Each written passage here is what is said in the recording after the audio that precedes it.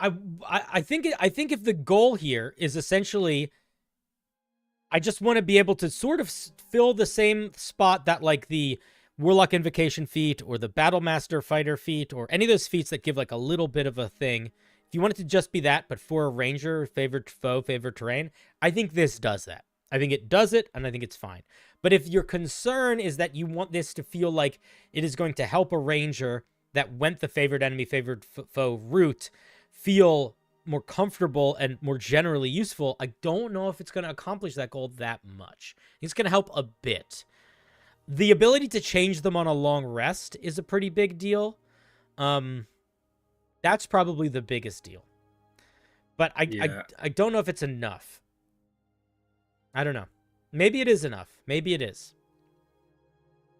Yeah. I was thinking of maybe removing the skill. Mm-hmm.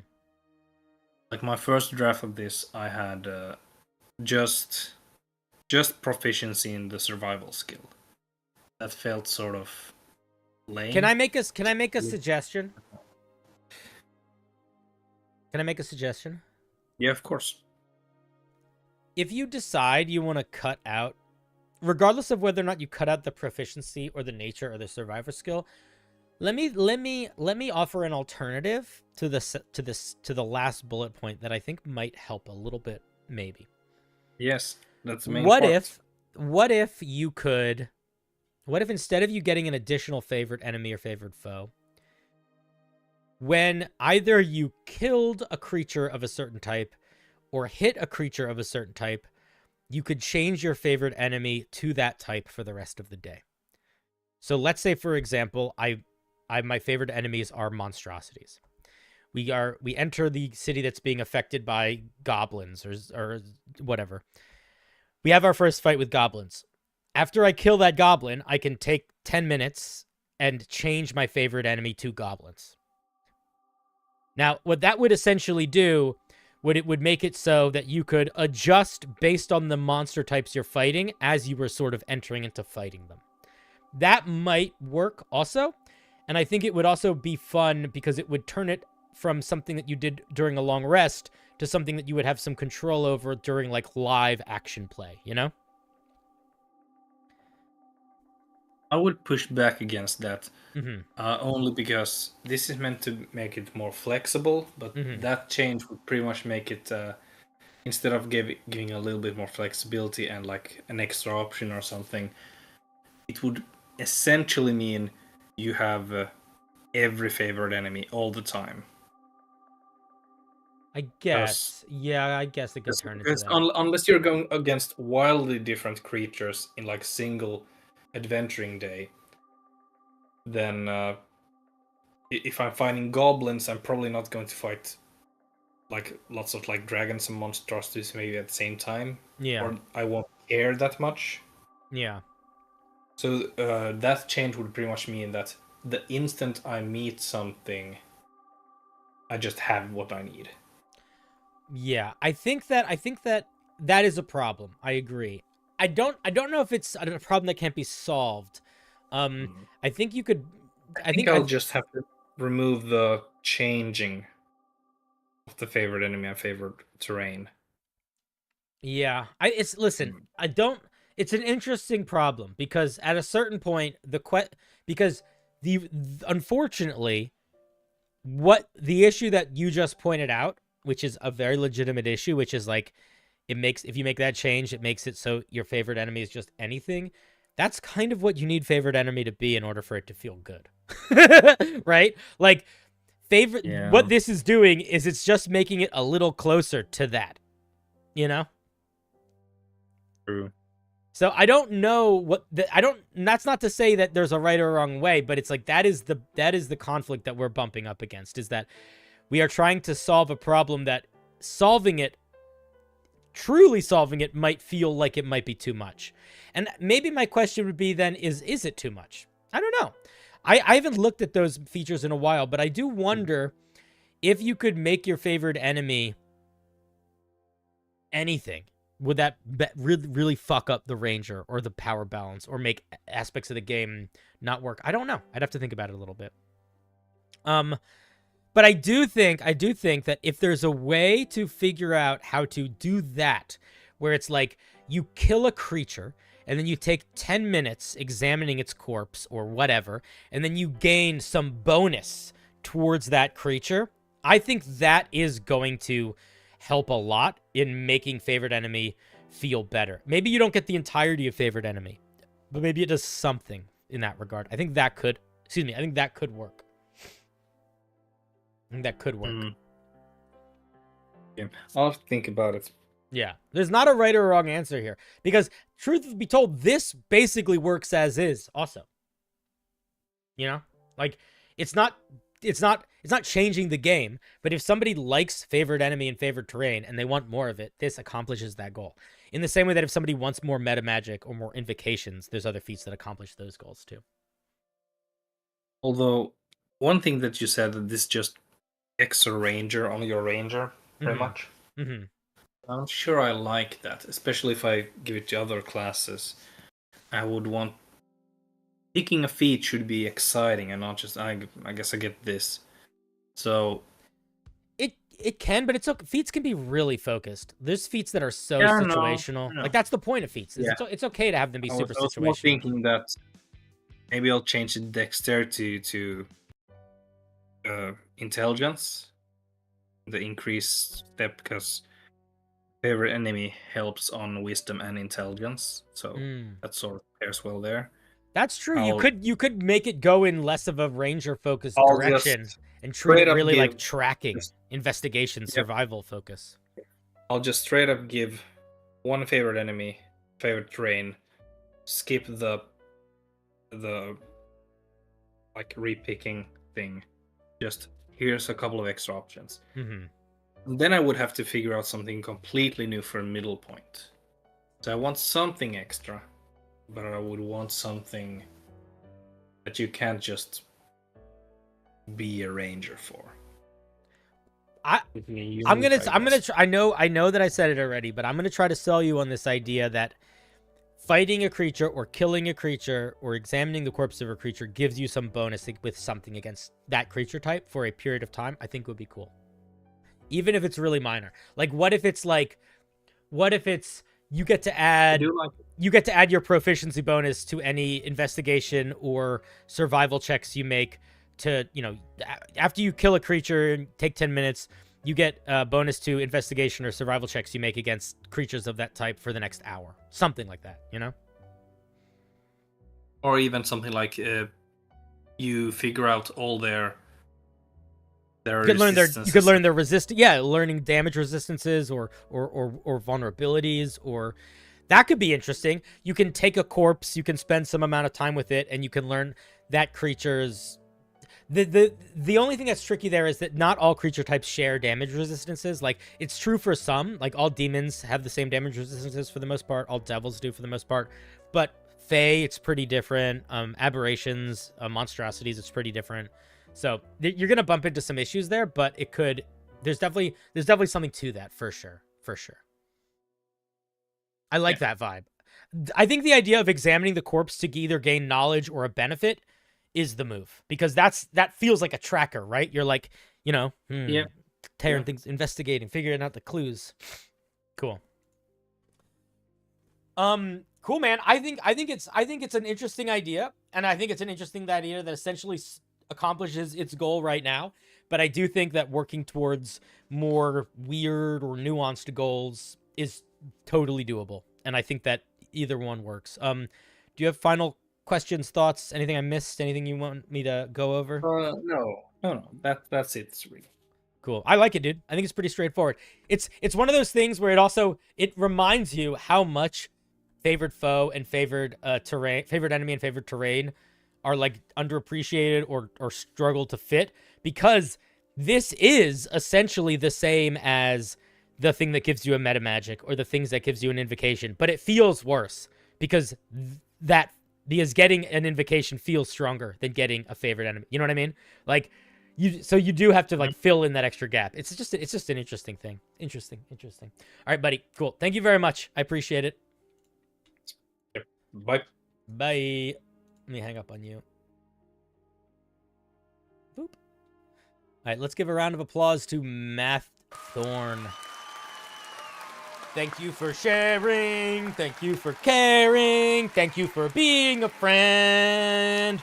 We're living our lives. We're doing stuff. We're making it to the end. Clap. I said it at the same time as you. Did you see that? I'm a fucking god. Anybody new? Nope.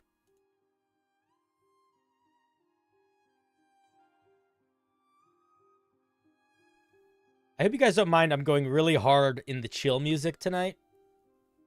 That's just what I want. So I hope you don't mind. You just submitted? All right, I got you. Kaboosh, you're there, buddy. Anybody else? Nope. Bugada. Yeah, by the way, Brent, I did just realize that Bugudder and Bugada is so much the same, and it's pretty amazing. Milky Boy, look at that. That's fucking crazy. Look at that. Come on. What are we doing here? Crazy. This was meant for December, but I forgot it for a while. It was meant for December. You know what is in December? My birthday. Rigged. Yeah. Dude, it's been so long since people complained about the wheel being rigged.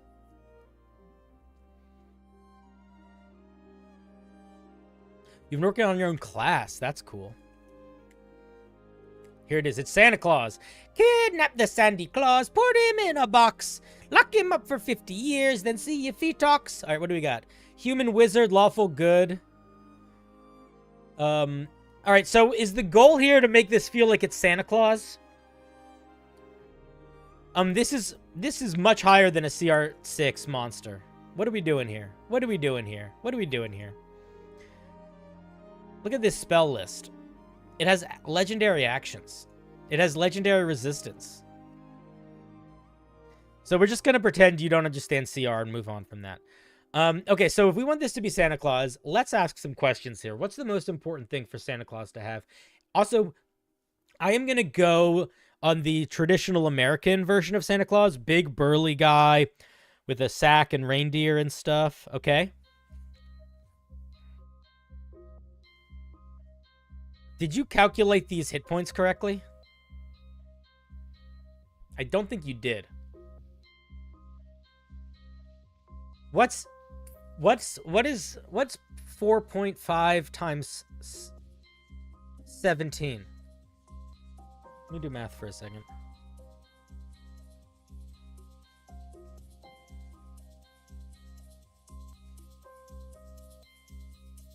I guess you did. No, you did do math correct. Feels like it's not.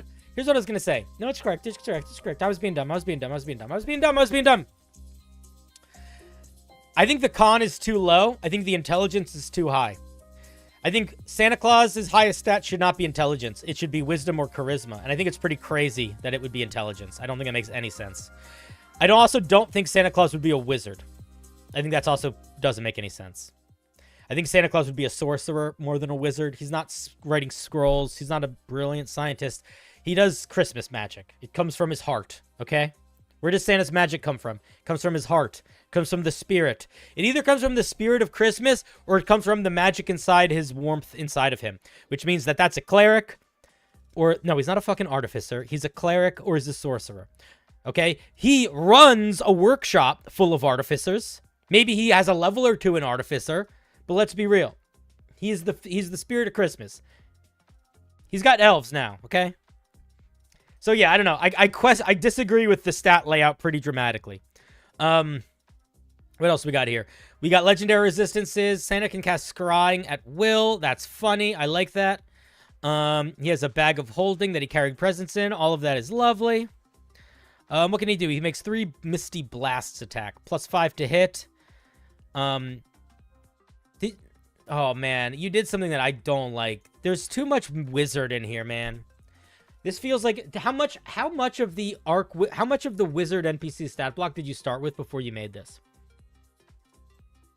Because holy shit, does this feel like a wizard with a little tweak on it. I feel like there's too much wizard in here. Why is he fighting with a staff? Where in any fiction of Santa Claus does he have a staff? Do you know what I mean? It's too wizard for me. Santa Claus should fight with his sack. He should swing it around and hit people. He should fight with punching. And maybe fight with ho, ho, ho stuff. He has a staff? No, he doesn't, man. No. Okay. Let's do an experiment. Santa Claus. Santa Clauser. Let's just look at some images of Santa Claus here. Don't see any staff anywhere. He has a pipe. I see a pipe. I see a lot of I see a lot of what's his name? Home Improvement. No staff in any picture. Presents in some. Bags in some. No staff. So if you want to sell the fiction of him having a staff, you got to earn that.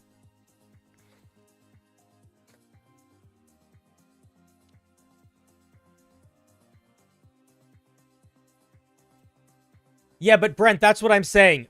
If you want to go in that direction, you have to kind of sell that, because you have to to put your nose up and to be like, I mean the original Santa Claus.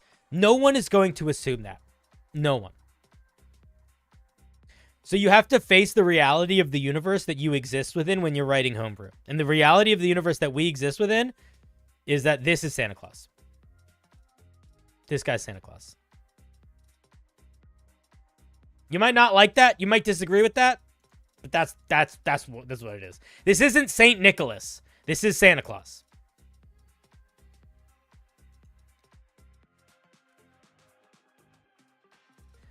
Again, doesn't matter what he was originally based on. Really doesn't matter. You have to acknowledge the reality of the universe that we live in. If you want to make the OG St. Nicholas, the pre-Coca-Cola version of Santa Claus, you have to kind of build it up to be that. And the easiest way to do that would be to call him St. Nick. Or Father Christmas. I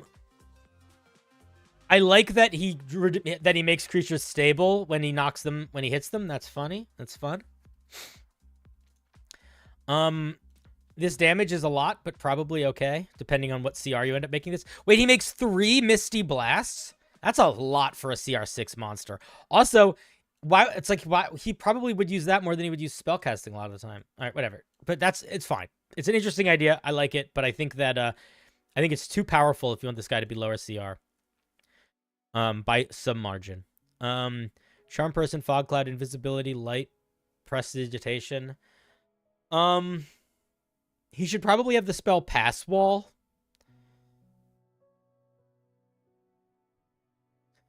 Some of these make more sense than others. Non-detection makes sense. Fog Cloud, Charm kind of does. I don't think Hold Person makes sense. I don't think Banishment makes sense. I don't think Power Word Stun makes sense. I don't really think Time Stop makes sense. I think you got maybe Time Stop, but there's so many spells that feel more Santa-y that aren't on this list. Where's Pass Wall? Yeah, where's Detect Good and Evil? So yeah, let's lean into the Santa Claus. There's too much wizard on this spell list.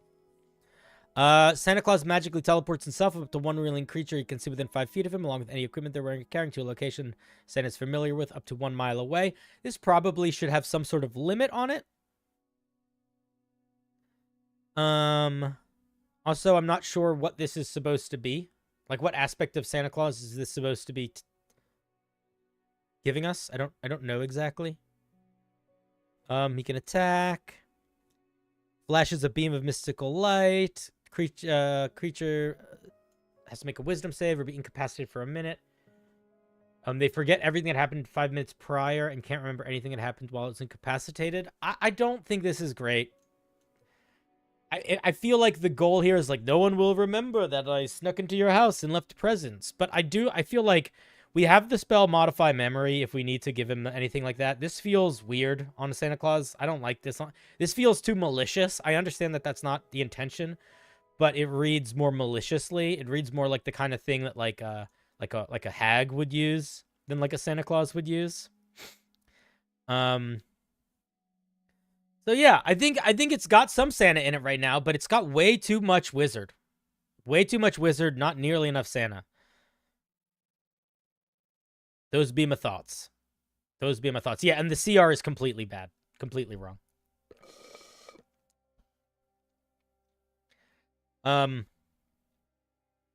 Those are my thoughts. I don't really have more thoughts than that. That's kind of it. Do you have questions, concerns?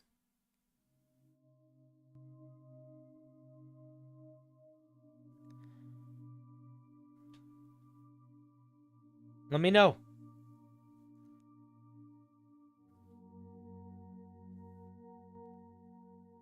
Oh, Milky Boy's doing that thing where he's watching the video like 5 minutes late and he doesn't realize it. Because he's responding to a question from like 5 minutes ago. All right, I'm going to assume that there's no more questions then, because I'm not going to wait for the video to catch up. But I think it's definitely on its way to being a Santa Claus, but right now it's way too wizard. And there's a lot of opportunity for Santa that just isn't here that we should put in. You're here? Oh, well, then those are my feedback. Then those are my thoughts. I think we're not quite at Santa yet. I think we are at wizard. We are at wizard that gets a couple features that are kind of cold related, which is not quite Santa. Those be my thoughts. I told you already, Santa-related stuff. He should hit people with his sack of presents. He could just punch them. He could hit him with a candy cane. Anything Santa-related. If you, like, first of all, I'm not Christian. I've only celebrated Christmas when I've had partners that were Christian. I love Christmas. But I can't tell, I don't know how to make Santa, man. I shouldn't know how to make Santa more than you. You should know, just go. I believe in you. What's a Santa vibe, you know? Let him summon some reindeer. Let him cast Detect Evil and Good. Let him cast Modify Memory. Yeah, let him summon presents to give people. Maybe he gets a special move where he can take out a present to give someone and it has some effect. It gives them some boon or it distracts them or something, you know? Those are my thoughts.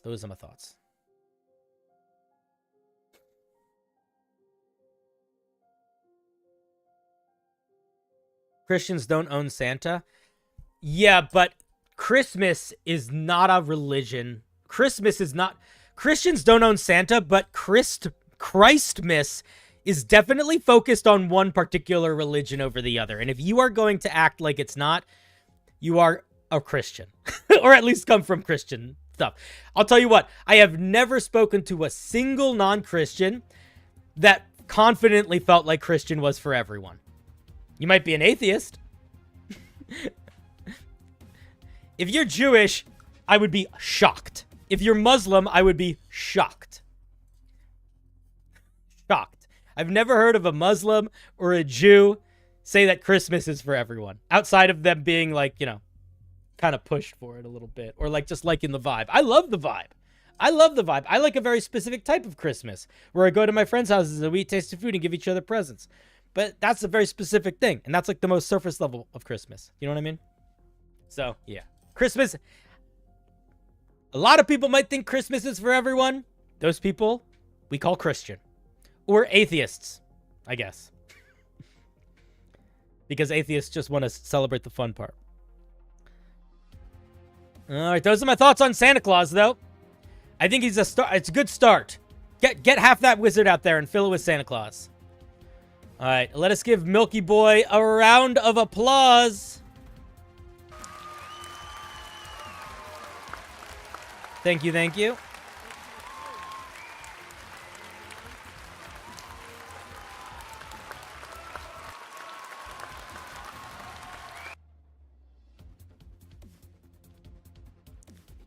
Church just adapted it a long time ago.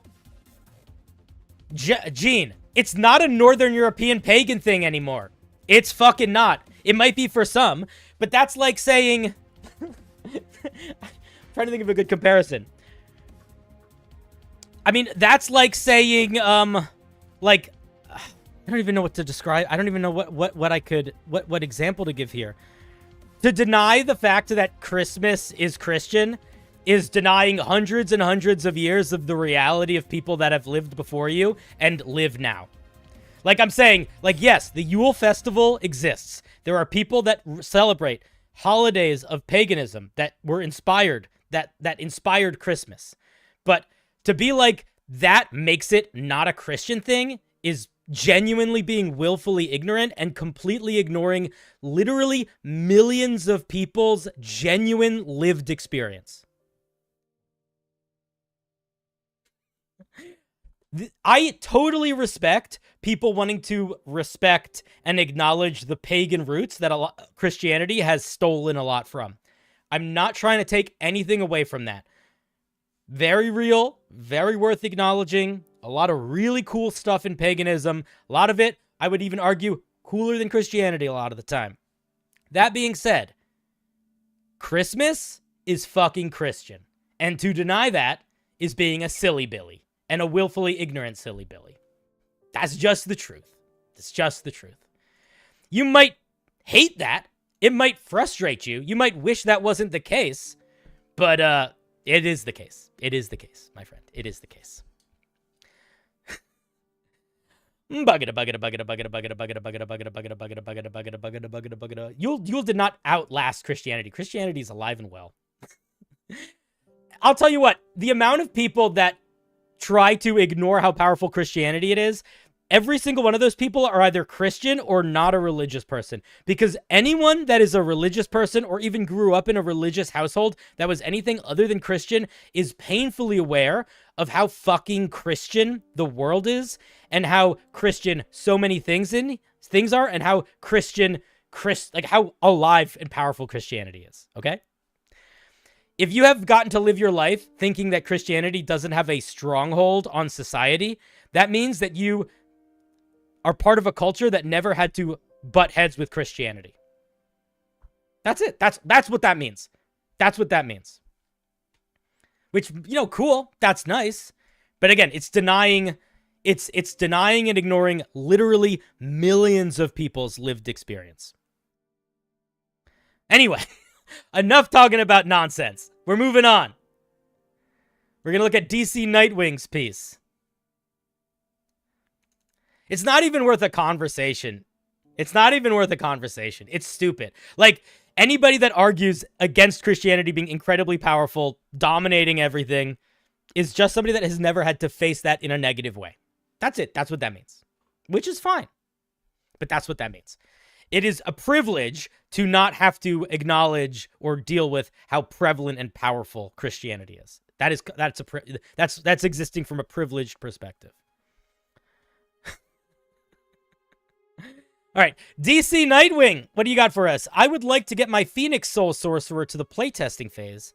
I had the Discord help some and would request your opinion on balancing and overall wording. Cool, let's take a look. And Spencer, if you're here in the chat and you want to join on a call, let me know.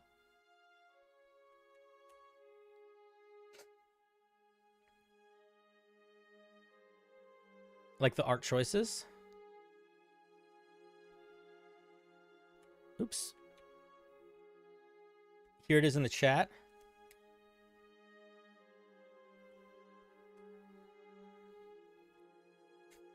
One day the creation bard will rule all religions. Sure, for sure. Yeah, Io? Yeah. Listen, I'm not a religious person. It's very hard to be a religious person when you've like hung out with some of the people that they're based off of. But I just think it's silly to ignore the reality of the world we live in. Okay, Sorcerer's Origin, the Phoenix Soul. You are an entity of flame, death, and life, having no real hold on you. This is an awkward sentence. You are an entity of flame. This should be a period. And then this should say death and life have no real hold on you. Period. The way you wrote it makes me feel like we're getting into like the script. Like, this feels like you're getting into list, but then it's not a list. And that's an awkward transition to make as a reader. Your magic being from the material, having, being, all of these passive words, you're pulling action away. Your magic is from the immortal legendary Phoenix. So whenever you see ing verbs in the present tense, you should be questioning You should question yourself. Honestly, if you're doing this twice in 2 sentences, you should question almost any time you use an ing verb and make sure that that's actually what you need to do. Perhaps you were born in the ashes, blah, blah, blah, whatever the reason, a spark of phoenix power resides within you.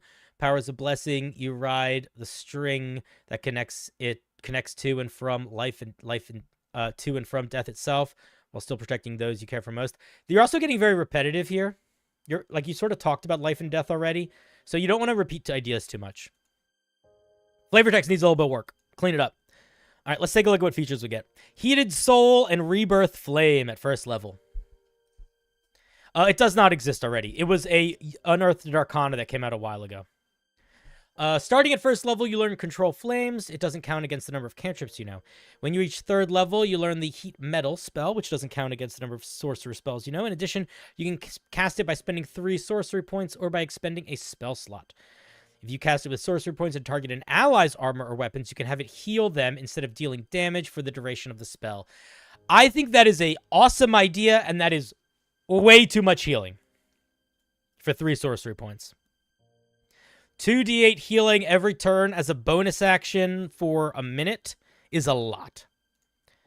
So I think if you want to be able to spend sorcery points to cast it to do healing, it does less healing. Or it doesn't work. But it's a cool idea.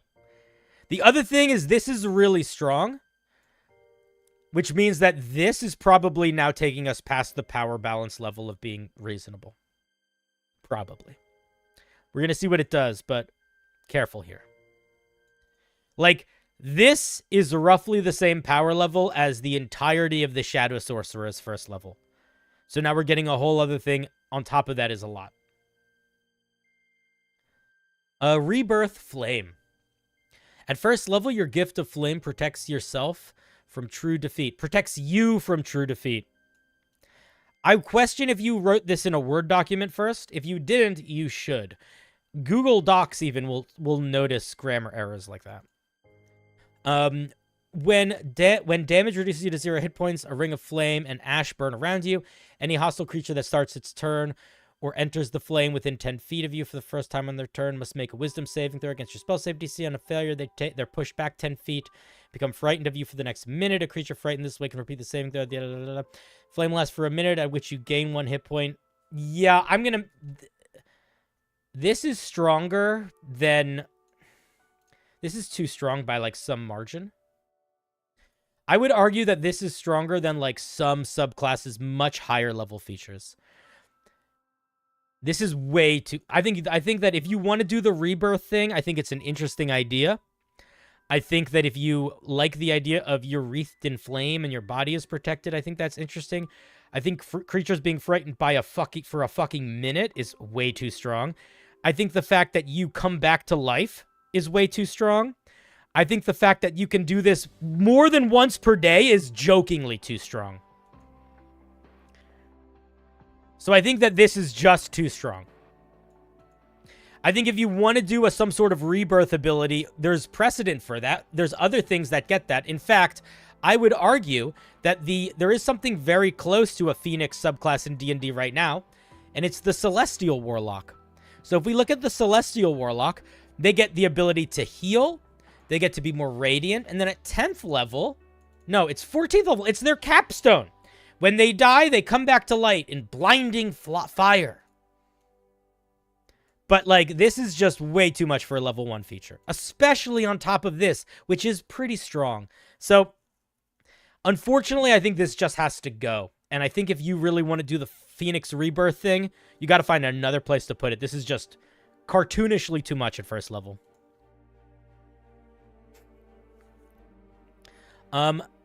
Let's look at Phoenix Cloak. I think if you wanted to keep this, you could make it where you're wreathed in flame and creatures drop the frightened... Here's what you do. Here's how you make this work. When you drop to 0 hit points, but have not died, you are wreathed in magical warding flame.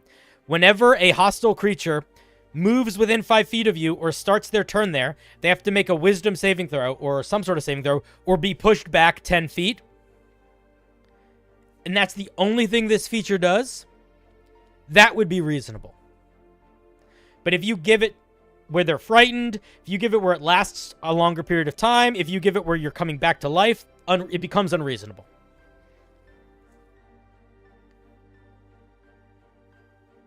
Let's take a look at the 6th level feature. Phoenix Cloak. At 6th level, you manifest a cloak of flame and feathers that shroud you for the next minute. As a bonus action, you gain the following benefits. Resistance to fire, necrotic, or radiant, your choice. When you cast a spell of 1st level or higher that deals one of those types, you regain hit points equal to your charisma modifier. Dude, too much fucking healing. Too much healing. When you take damage from a melee attack, the creature that attacked you from must make a dex saving throw against your spell save DC, or they're engulfed in fire. At the start of each of their turns, they take fire damage equal to half your sorcerer level. Okay, so here's what I'm going to say. Any one of these by itself is an appropriate 6th level feature. All of them together as an aura is a little too much. That's what it is. Any one of these features individually could work. I think this one is weak compared to these two. What's up, Gina? How's it going, buddy? But to get all 3 of these is nuts. It's bananas. It's bananas and ice cream. And bananas and ice cream is delicious, but if it's all you eat, you're going to get a tummy ache and a headache. Yeah, it's basically, it's a lot of things. It's just, this is literally 3 different 6th level features meshed into one. So, you know, change it. Cut it down. Starting at 14th level, your blood burns and pulls you from possible death. As a reaction, when a creature targets you with an attack, you can teleport within an inferno. Within an inferno is weird language here. To an unoccupied space you can see within 60 feet, causing the attack to miss. This feature, this feels kind of, I mean, it's not bad, right? Using your reaction to automatically make an attack miss is strong. I don't think it sells the fiction of a phoenix. And I think if you reorganize and pull some of these features out so that this thing is balanced, you could mush some of them back in at 14th level. So I think this is fine. But I think if you realistically balance the 1st level feature and the 6th level feature, you're going to be lacking in things that you might want. And you should definitely replace this 14th level feature with those things. I don't know if it feels... I think it doesn't feel as out of place if you sell the fiction of like big blast of fire. But I could see an argument for it feeling out of place for sure. I also agree that you can do it too many times. This feels like a feature that should either require like a once per short rest or sorcery points after it kind of thing. Full automatic missing of an attack and teleporting is pretty strong. It's pretty strong. Let's take a look at the 18th level feature. While your Phoenix Cloak is active, you gain immunity to fire damage. I don't think don't do that. This is not a subclass that needs this kind of stuff. You want to give us immunity to fire damage, just give us immunity to fire damage. We don't need to tie it into something else that's kind of busted already. As an action, you can end your Phoenix Cloak early, and you can do others. I'm going to be honest, man. I'm going to read these, but I completely disagree with tying this into your Phoenix Cloak. Just give us a new feature. You can cast Revivify on a creature you can speed without expending a spell slot. It still works even if the creature has been dead for more than a minute, but no more than 1 hour. Don't say and no more, say but no more. You and up to 5 willing creatures within 15 feet of you can fly to a point to which you are familiar with. Why? This feels out of place, man. This feels out of place. I would say completely drop this. Come up with something new. I could see an argument for the Revivify fitting. I could see an argument for the damage immunity. But I think that this is a little too bloated with features right now, and it doesn't need to be. Like, this 18th level feature feels unnecessary. This 14th level feature feels unnecessary. So I think you could take a lot from the 1st level and the 6th level and sort of spread it out and make this thing work a little bit better.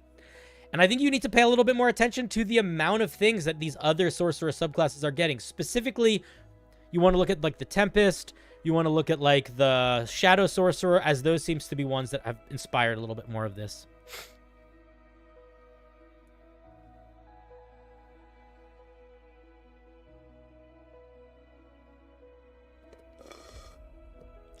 Born Anew it's not that strong. because you can only use it once.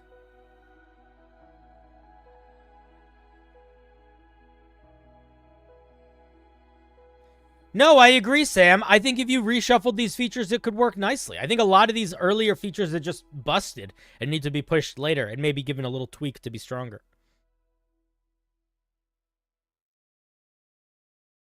I think it's an interesting idea. It's just got too much going on right now, and it's a little too front-loaded. Those are my thoughts. Spencer, I didn't see you in the chat, but I hope that this is helpful. Otherwise, I would ask you if you have any final thoughts, but I don't think you do. So let's say thank you to Spencer for sharing their homebrew. Thank you, thank you. Kadoosh. Chris Black. Milky Boy, also, you didn't cause an argument. You're fine. Don't feel bad about sharing Santa Claus stuff. That was other people. Other people were being willfully ignorant because they were demanding that their lived experience was the true lived experience. Which makes sense. But it's also a little illogical when you think about it too much. Anyway, what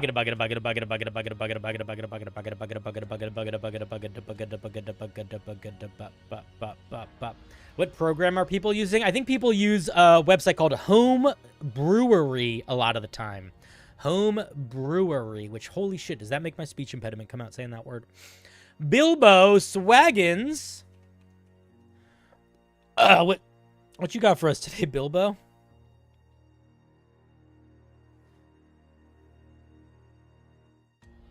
What sort of journey are you going to take us on? You wanted to make a playable troll race. Ooh, that's hard, but interesting. I'm going to say it's very difficult to make a monster that has regenerative abilities work as a race if you're getting any sort of regenerative abilities. You can do very limited healing, you could totally do. But true regeneration is hard to power balance. Let's see. This is called the Half Troll. Amazing art. Let's just take a moment and acknowledge the art, please.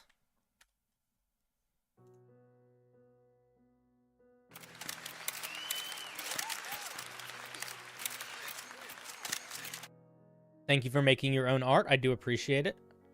Let's see what mechanics we got here.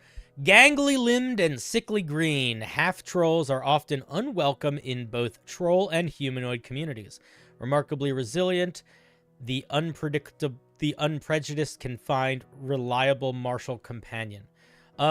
These two sentences are written with the same structure, where it's like, adjective, and then the sentence. Or adverb, adjective, then the sentence. Adverb, adjective, kind of, and then the sentence. It's the same. Remarkably resilient, ba-ba-ba-ba-ba-ba. Gangly-limbed and sickly, ba-ba-ba-ba-ba-ba. And when you have two sentences that have the exact same structure right next to each other, they do not work well. They do not work well. They work badly. So change that. Also, unfortunately, this tells us very little about them. We need a little bit more. I would argue that this sentence is basically nothing. And this sentence could be rewritten into two sentences, and I think it probably should. And then we know both of these sentences, and now we need to know more about them. Okay, let's take a look. We get a con bonus. Just con? Nothing else? That's a little odd. So mostly in D&D now, D&D races, all D&D races get +3. Very occasionally, ones will get +4. Total across how many ability score increases they get. And it's pretty important to stick to that, especially because a lot of D&D, the way it works now is you can like pick your own. So this kind of doesn't work in that system. All right. Also, I'm going to say that if you had specifically were like, I gave them less ability scores to give them more racial bonuses, I don't think that that is great for game design. I accept it, that you might like it, but I do not. And we might just fundamentally disagree on that idea. All right, let's see. 35-foot walking speed, 60-foot dark vision, reach, proficiency in survival, advantage on perception checks that rely on smell. As a bonus action, you gain 1d4 plus your con modifier hit points at the end of your turn. It lasts for 1 minute. What does that mean, it lasts for 1 minute? Is the implication here that you can, as a bonus action, every round for a minute, add 1d4 plus your con modifier to your hit points? I think that's the implication. If you want that to be if that is the goal, you need to write it that way so it's clear. So what you would say is, as a bonus action, you begin regenerating. At the end of your turn, and at the end of each of your turns, for the next minute, you regain 1d4 plus your Constitution modifier HP. If you take fire or acid damage, this ends early. Once you use this feature, you can't use it again until once you use this feature 3 times, you can't use it again until you finish a long rest. Something like that. That's the way you would write that if you wanted it to function as that. But I'm telling you right now, that is so too powerful. It's a joke how powerful that is. If you made... Here, let me give you an example of how too powerful that is. If you made it once a day, and you only regain your con modifier hit points every turn for a minute, and kept everything else the same, you took out the D4, and you made it once a day, I think that would still be too powerful. I think that would still be much too powerful. You can't turn on a thing where you regenerate every turn for a minute. In D&D logic, that is essentially invincibility and immortality for a minute, because you're not going to take 3 death saving throws over the course of a round unless a dungeon master is really gunning for you. So you have to address this in a different way. So here, can I make a suggestion here? This is what I would do if I were you. I don't think you as a half troll should have any sort of an innate regeneration at all. I think your body should be more susceptible to regenerative magic. So I would completely remove this feature, and here's what I would do. I would say, whenever you heal, either through expending hit die, or through magic, or health potions, or whatever, maybe whatever you heal, you regain extra hit points equal to your Constitution modifier. I think that would be fine. I think you could also make it like this. If you lose a limb or a head, if you lose a limb or are disfigured in a way that normal healing magic would not be able to heal, normaling heal magic functions to heal it. So, for example, you could get your arm cut off, hold it up to the thing, somebody could cast Cure Wounds, and your arm could be fixed up.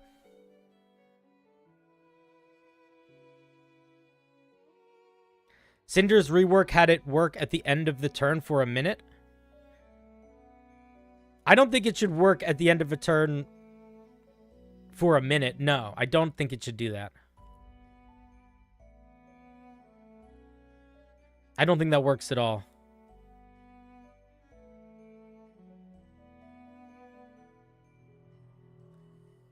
Bluffcopter. It's not a bad example, man.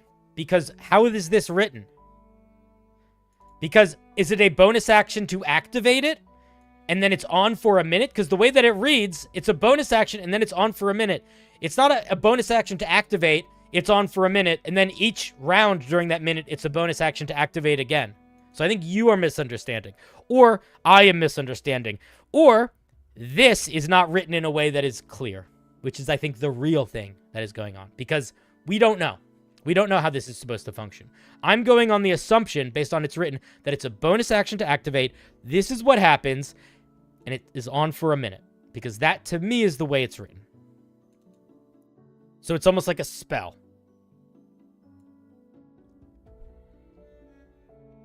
I don't have time to format it tonight, but how do you feel about half ASI wisdom feat called Explorer Initiate that gives you a climbing or a swimming speed? I think that could be cool.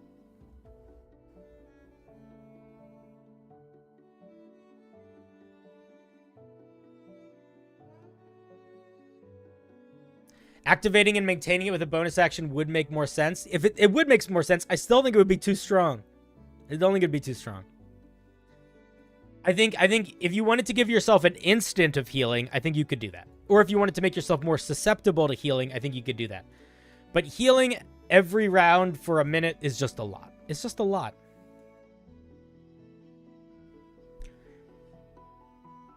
I could see maybe tying it into expending hit dice, too. To make it more balanced. Like, once per day, you can activate your regenerative form. While in your regenerative form, at the end of your turn, you can expend hit dice to heal for some small amount. That could work. And have the form last a minute. And have it be a once-a-day form that you could enter. Something like that. That could work.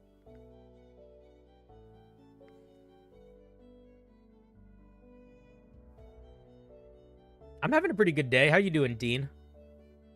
Yeah, we did get there at the same time. I'm reading chat now and yeah. But those are my thoughts. I think it's a mostly cool idea. I think you've got some simple stuff in here. Some people mentioned powerful build would also be a good fit here. This is also pretty powerful situationally, but I think this is the main thing to work on.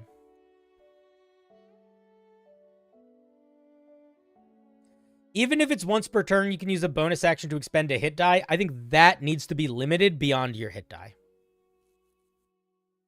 Because I still think that might be too much. Potentially. Yeah, I wouldn't give them vulnerability. I agree. I think you could do something where, like, fire makes something deactivate. Like, if you do keep it with this being, like, a thing that's on for a minute, I think that would work. I don't think you need to take extra fire damage. I think... What if they begin healing if they don't take damage for a turn, but don't know what amount? How would you make that mechanically, though? Oh, no. I misread your sentence, but I don't know what if they begin healing if they don't take damage? That, again, that's too strong. So the reason why that's too strong, David, is that healing in D&D requires resources. There is no healing for free outside of a long rest. Every instance of healing requires either a spell from a spell slot or a limited use ability, or a hit dice. And the reason for that is, if there's ever a situation of healing that is perpetual or not heavily resource dependent, you essentially end up in a situation where you can basically become healed all the way after every encounter, which D&D is not really designed for you to be able to do. So anything that would passively turn into a healing thing is just a little too strong.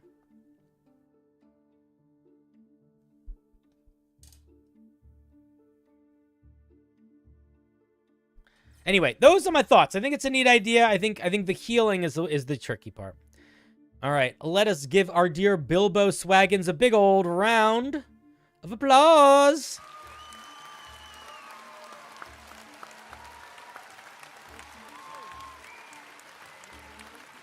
I think there's a lot of solutions. If I could peer pressure you, I think the idea that you are more susceptible to healing is probably the best one. But it's also my idea, so don't let's do it if you don't want to, obviously.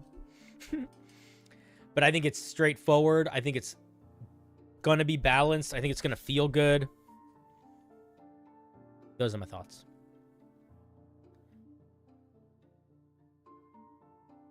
I think once per long rest, you activate a thing where the next minute you can use your bonus action to heal 1 HP would be fine. I think that's boring, Fluffcopter. I think it's fine, but I think it's boring, too. Like, I think if it's only 1 HP, it doesn't feel good.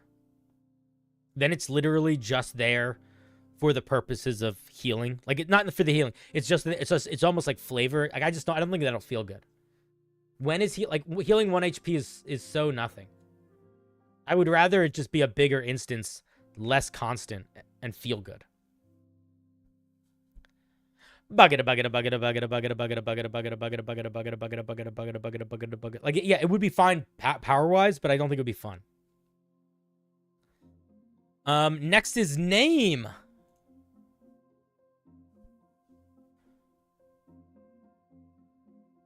Wrote this originally for April Fool's Day. The intention should be pretty clear, but I'm least sure about CR. See what we're looking at.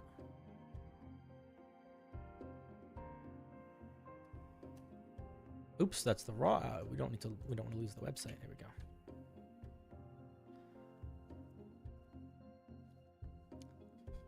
Fireball. I already told you. You guys can keep making suggestions. I told you what suggestions I thought. I thought you should make it where you get more healing when somebody does healing on you. I think that's a perfect way to represent that you are part a creature that is very good at regenerating. It's a perfect way to do it. This is called Fireball. I guess this is a elemental creature that is a fireball. So this is like this is one of those living spells, probably. I would probably put the word living spell somewhere in here. Can't wear or carry anything. Fireball can move through space as if it were difficult terrain. It takes force damage if it ends. Why is it immune to lightning damage? That doesn't make any sense. Get rid of that. We're not playing Avatar, okay? Lightning and fire are different in D&D. Get out of here. Firebolt, plus 10 to hit. Why does it have such a high bonus to hit? That's way too high. Where did that number come from? How did you get that number?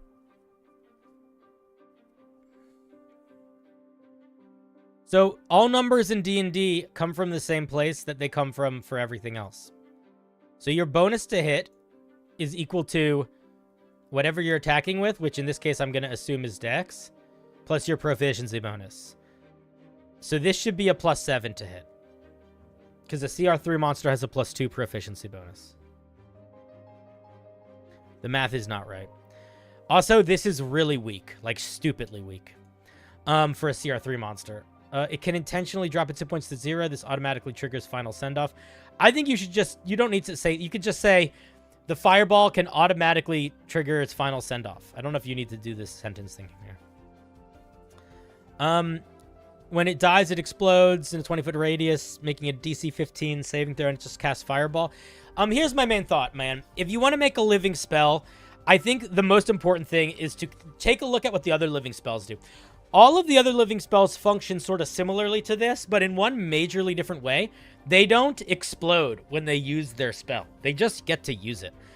I think if you want your living fireball to explode when it uses its spell, that's fine, but I don't think it needs it. I think it might be better if it doesn't. This probably... I mean, it could be like this. I just make it very limited in use. But this thing needs much better attacks. This thing should not be doing just Firebolt. This should be doing some unique version of Firebolt. Like, CR3 monster should probably be doing an attack that does 2d10 fire damage twice a turn. Realistically. You've never known how to do math for a homebrew? I'll tell you what, Conch, it's actually very easy. It is the exact same way you do math for a character sheet. So, for example... This is not a great example for this, but like, oh, here's the Pit Fiend, okay? So the Pit Fiend has a plus 7 to its Constitution. So that means for every hit die that it gets, it adds plus 7. So 7 times 24 equals 168. That's where that number comes from. This number is the average of 24d10, which is 5.5 times 24, plus this number. So that's how you calculate hit points. And that is exactly the same way you calculate hit points for player characters. And that is true for attacks too. This monster has a plus 14 to its attack. Why does it have a plus 14 to its attack? Well, where does a character's attack come from? It comes from their strength or their dexterity, depending on how they attack. Same is true for monsters. This is a strength-based monster, right? So it has a plus 8 to its strength. And then it has a proficiency bonus of plus 6. 8 plus 6 is 14. So that's where that 14 comes from. This plus 8 damage here comes from this plus 8 damage here. In the same way that if you're a barbarian with a 16 strength, your attack deals 2d6 plus 3 because it's adding that extra strength. So that's how you do it. It's truly the exact same way. The saving throws of their spells are based on wherever their magic comes from. If this thing's magic comes from its charisma or its dex, that's what makes its saving throw 21. So really, they are made the exact same way character sheets are. The mechanism is just a little hidden. Yes, and proficiency bonus is based on CR. So even though CR does not always equal level, it does for calculating proficiency bonus. So a CR 20 creature would have a +6 to its proficiency bonus in the same way that a level 20 character would have +6 to their proficiency bonus, which means that a CR 3 monster would be the same as a level 3 character, which means their proficiency bonus would be +2. Does that make sense? So I question why this is a DC 15. Like, what number is that based off of? Doesn't really make sense to me. I guess Dex, but like, why is Dex their explosion thing? I feel like that would make more sense with something else, but maybe it doesn't matter. But anyway, regardless, for a CR3 monster, it's very weak. The only thing that makes it decent is it's the fireball thing once, but that doesn't justify, I think, how genuinely weak. Like, if it didn't have the fireball feature, this is a CR1 monster. So, if you want to make this feel like a CR3 monster, it needs way more hit points. Maybe not way more, but a good chunk more. Probably better con in general. And it needs more attack. More damage output. And I don't think this should kill it. That's my thought. Oh yeah, and the creature's size determines its hit die. So this creature's hit die are D6s because it's small. So in the same way that in D&D your character class determines your hit die, for monsters it's their size. A tiny creature is a D4, small is a D6, and it goes all the way up to gargantuan creatures, which are, or colossal, or whatever the biggest size is, I don't remember right now, which is a D20. The HP is the damage of a fireball, which is kind of funny. It is kind of funny, but again, it's like, what's more important? The joke that you get looking at it, or it working? I guess if the joke that you get looking at it is more important, then that's fine. But if you want this to work as a CR3 creature, you gotta bust that up a little bit.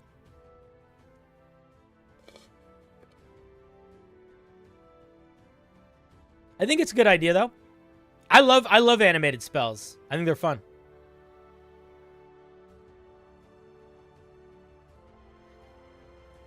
Biggest question after that is, where do I find those rules? Are they in the DMG where they break that down as well? I don't know if what I just described in terms of how monster attack rolls and stuff are calculated is in the DMG or not. But it's just also logical. Like, you can look at... For better or worse, a lot of my understanding of monster design comes from me, like, neurotically reading monsters and trying to pay attention to the weird mechanical nuances. Like, trying to pay attention to like where these numbers come from. But they might be in the DMG, sure. There is a section on creating monsters in the DMG. I don't know if it has everything in it, but it's not a bad place to start.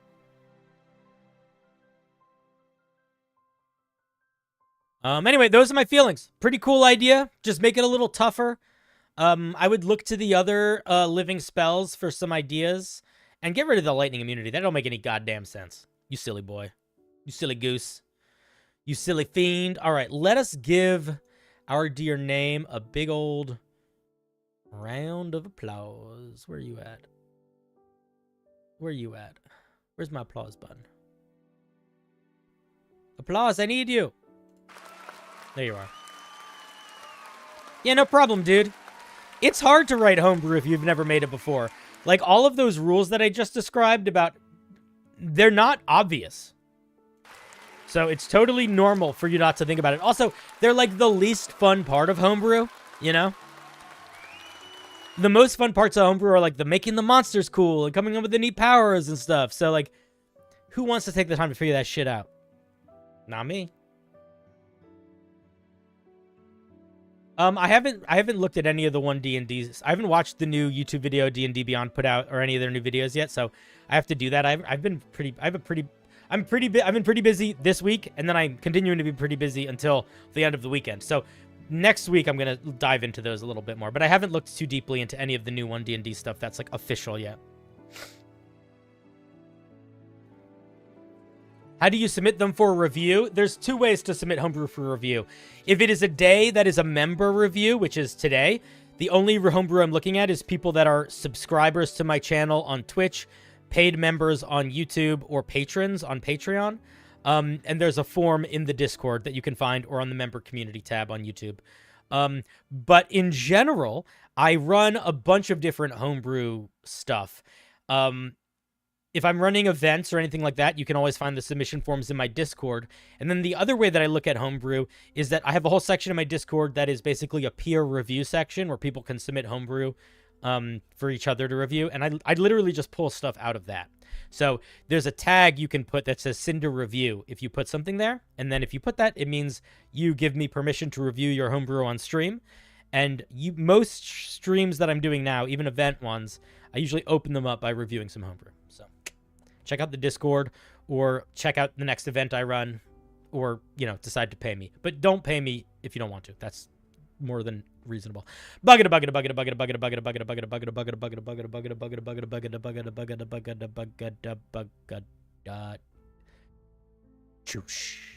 right, it's Vaxgamatier or Oscar. All right, what you got for us today? This is for my compendium of non-combat monsters. A monster that serves an alternative purpose. The spoof is an extremely rare magical snail. I'm really unsure of the power and the balance. So, I'm going to say something before I look at this. The last one of your non-combat monsters I looked at, I made the argument that just because it was a non-combat monster doesn't mean that it shouldn't have some combat functionality. And I said that we don't want to have to try to figure out what it does. It should be sort of obvious what it works, what it does. We shouldn't have to read between the lines to figure it out. So that's what we're looking for here. Listen, if you want to support me financially, amazing. If you don't want to support me financially or you can't, also amazing. I'm just happy to have you here. Look at that snail. Hell yeah. Snail with a big old... it looks like it's... Okay, here's the question. Before we read it, what is that shell made of? Is it a shiny rock? Is it very stinky poop? I think it's one of the two, but I'm not sure which.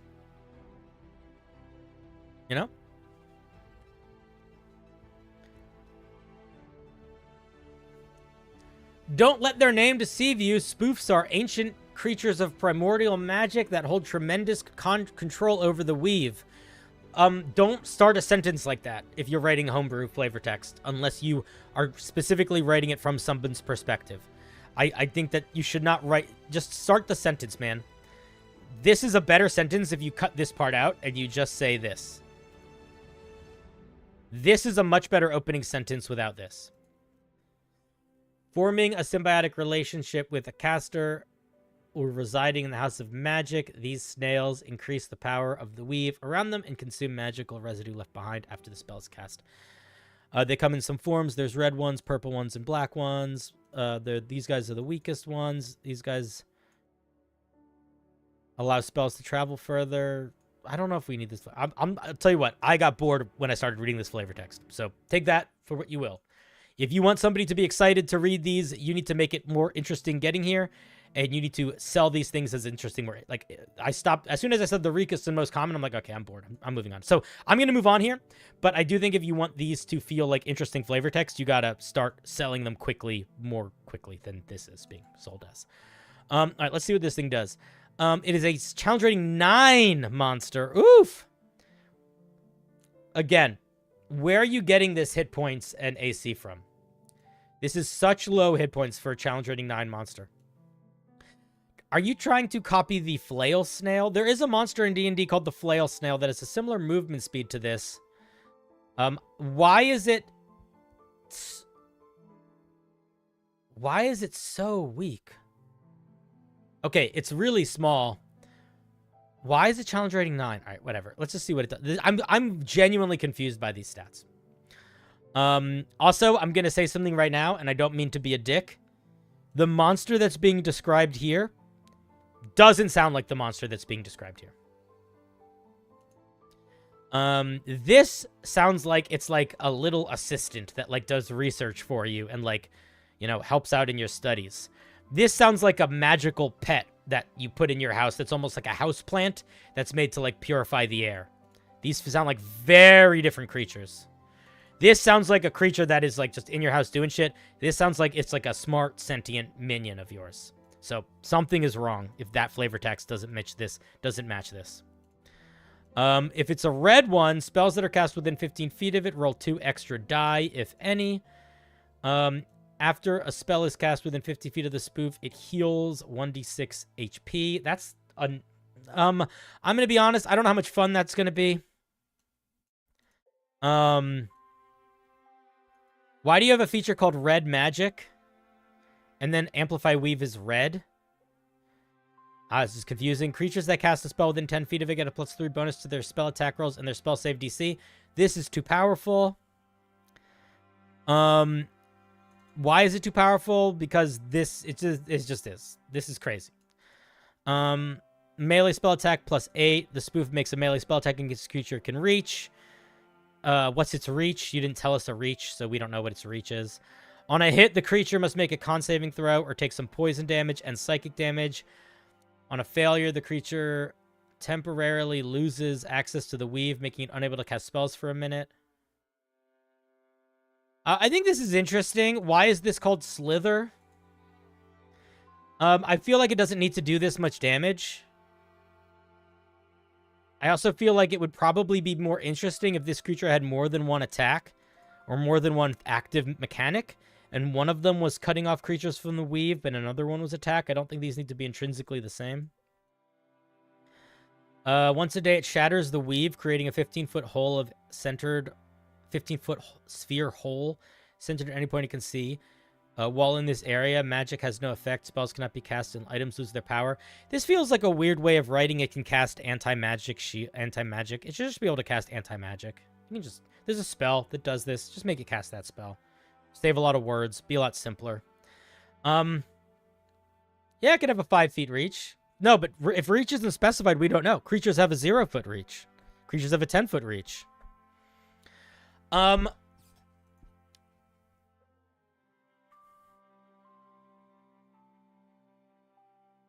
Here's the thing. This thing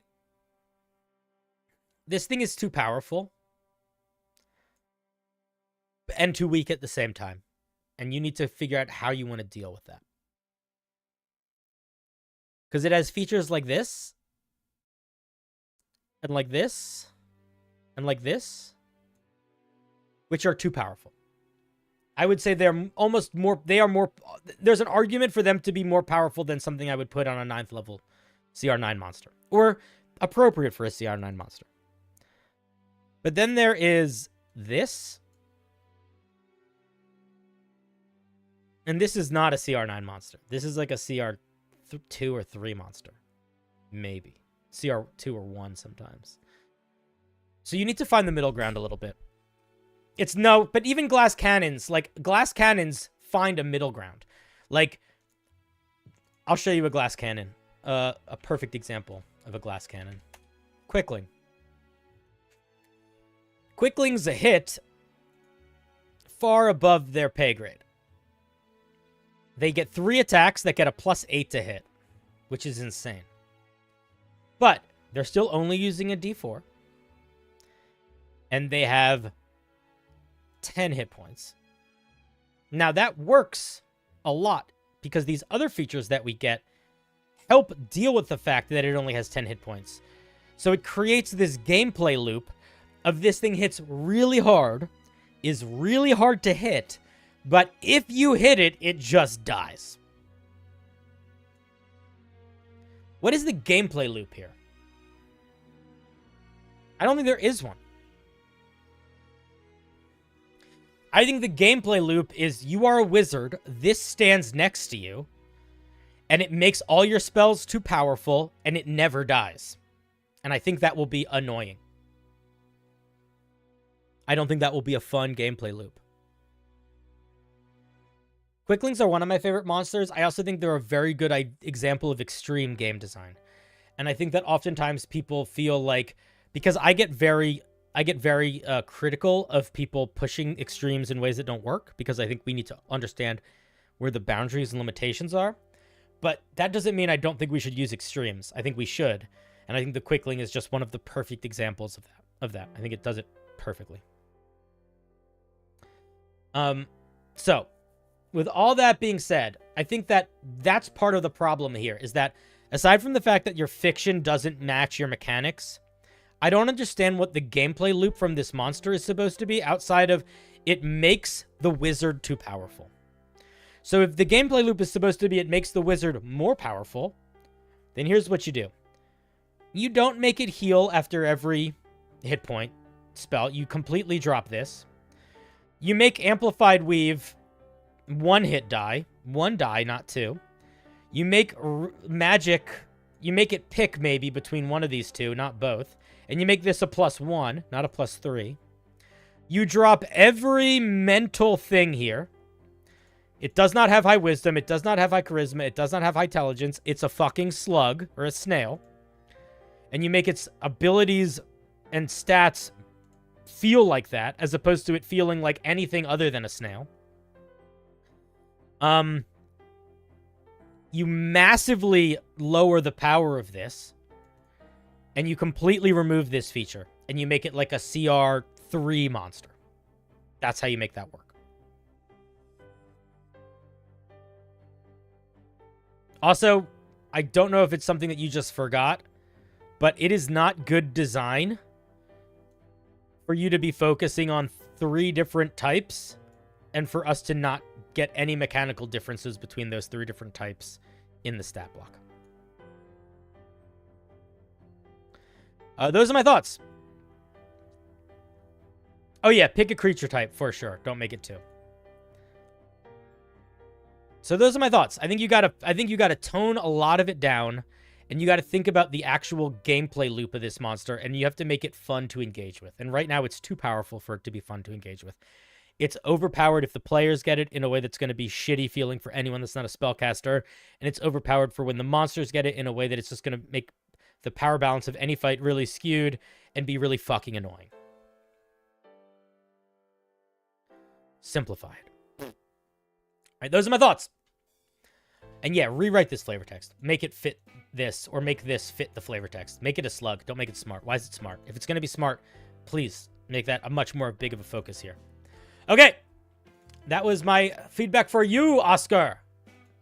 Let's give them a round of applause. Thank you for sharing. I appreciate it.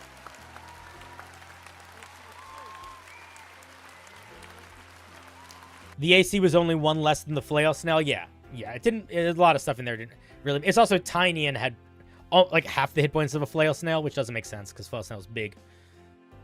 You gotta tune it back. Yeah, I mean that might be a thing to do. Is look at the flail snail for some feedback. Also, Mental Canis. Welcome to the party. 1, 2, buckle my shoe. Bucket a bucket a bucket a bucket a bucket a bucket a bucket a bucket a bucket a bucket a bucket a bucket a bucket a bucket a bucket a bucket a bucket a bucket a bucket a bucket a. Ooh, look, they just got here, just got spun. Look at that, crazy. Making a multi-elemental spell for every spell, like the Chromatic Orb Prismatic Spray. This is my 3rd level option based on Flaming Sphere, but I think it might be too strong. Want to keep it 3rd level. Any recommendations to weaken it? Let's take a look. Thank you for the follow, A4MM Mad. We're looking at Homebrew. This is called Chromatic Sphere. Let's see. You summon a 5-foot diameter magical sphere. You can choose the element of the sphere from the listed below. Any creature within 5 feet of the spell. When the spell is cast or ends its turn within 5 feet of the sphere, has to make a saving throw. It takes damage. And they get some other effect. And then as a bonus action, you can move it around and roll a d6 to determine the new elemental type. At the end of the move, any creature within 5 feet has to make a dex. Okay, so it's just Flaming Sphere, but a little bit more complicated. I'm going to be honest here. I feel like you could have copied the language of Flaming Sphere better and still include this. So I would do that. I would more closely copy the language of Flaming Sphere. So you pick between Poison, Acid, Thunder, Lightning, Cold, and Fire. Let's see what it does. If you do Poison, the target's poisoned. If you do Acid, their AC is lowered. Thunder, they're knocked prone. Lightning, the creature is blinded. The problem with this spell, the way that it's written, is it can affect a lot of creatures at the same time. And I think that's the issue here. I think that I think this would be more reasonable if it couldn't so versatilely affect so many creatures. That's what I think. All of these are bonkers. This is gonna... How many... You could give a lot of creatures -2 to their AC. You can knock a lot of creatures prone. You can make a lot of creatures blind. Make a lot of creatures forgo their action or their movement. I just don't think it works. I think the question that you have to ask yourself is, what's the most important thing here? And honestly, it's literally exactly the same feedback I had for, I think, the first homebrew we looked at today, which was the Draconic Warlock, which gave you a feature where you could pick a different elemental type, do a bunch of damage to that type, and then do a secondary feature. So here's the question that you have to ask yourself. What's more important, the damage or the secondary feature? If what's more important is the secondary feature, I think you do not tie this to Flaming Sphere. I think this is a single target spell.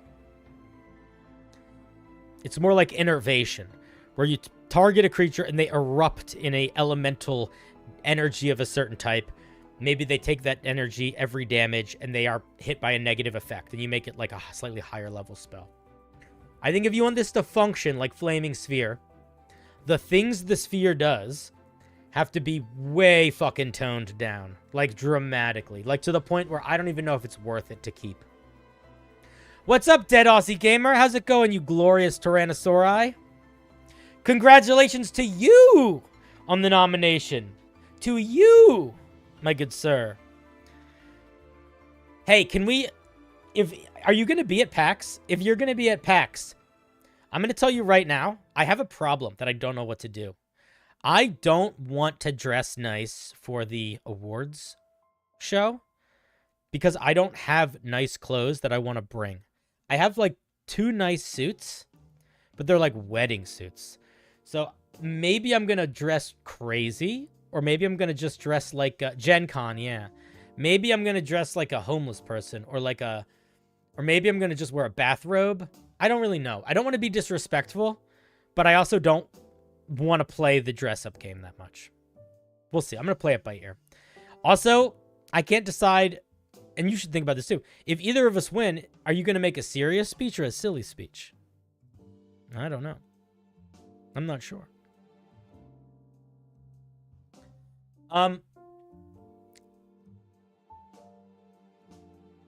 So... yeah, I think that's the question you have to ask yourself, Mentat, is what do you care more about? Is it the effect or the damage? If you care more about the damage, I think you can make it do more damage, and basically just that. You could even maybe make it bigger.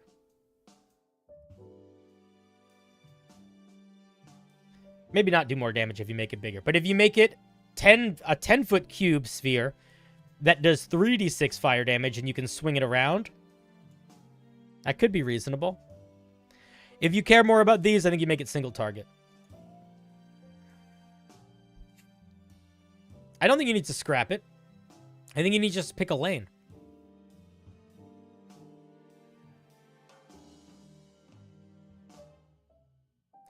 I do mean Gen Con. Dead Aussie, did you leave me? Or am I just... Is chat... Did my chat... Maybe everybody just left me. I'm all alone. Anyway, Mentat, I see you in the chat. Do you have any questions, follow-up questions before I move on to the next thing? Let me know. Speak now or forever hold your peace. No, you're good? Cool. I think that's a fun idea for a challenge. Try to make all of the Chaos Elemental spells. I think it'd be a lot of fun. All right, let's give a round of applause to our boy Mentat.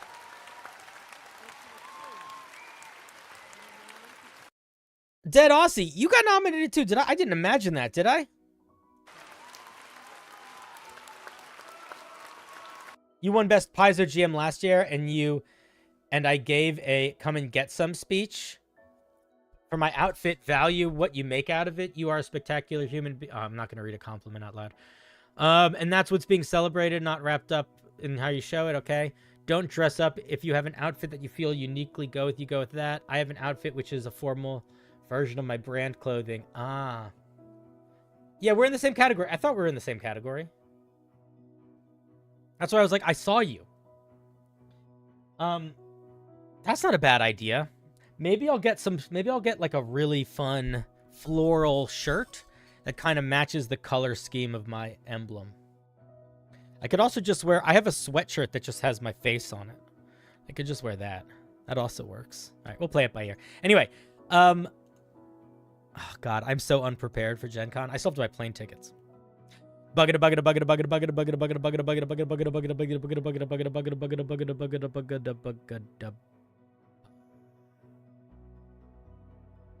Fluffcopter. What you got for me, Fluffy Cop?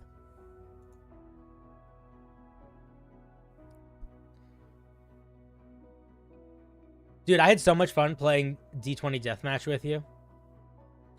I haven't said this directly to Mudcat or to Caustic, because I think it could come off as rude.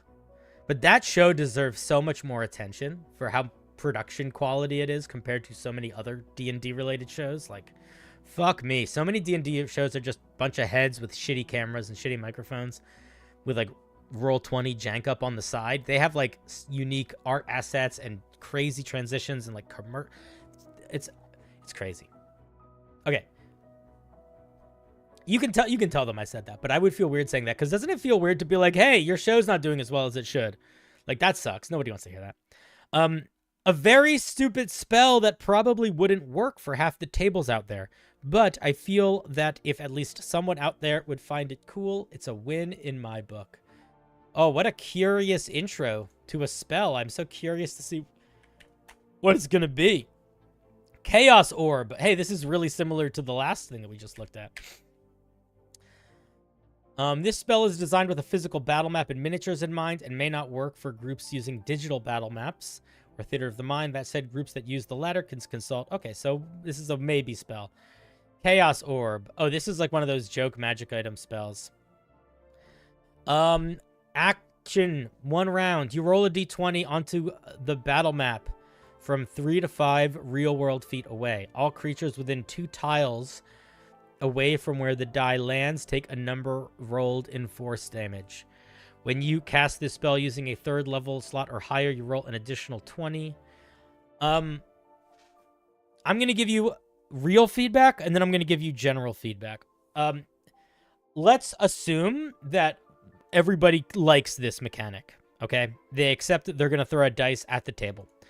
The spell should not do this much. This is not how damage levels up in D&D. So if you want this to work, as silly as it is, if you want this to work, the damage die can't be going up by d20s. That just doesn't work. Straight up. Way too much. The damage die goes up by a d6. And there are spells in D&D that do weird damage types, and they still specify that their damage die only increases by a d6, or it only increases like every 2 level ups or something like that. The duration should be instantaneous, not 1 round. That doesn't make any sense. Instantaneous. 1 round would imply that it has an effect that's ongoing. It doesn't.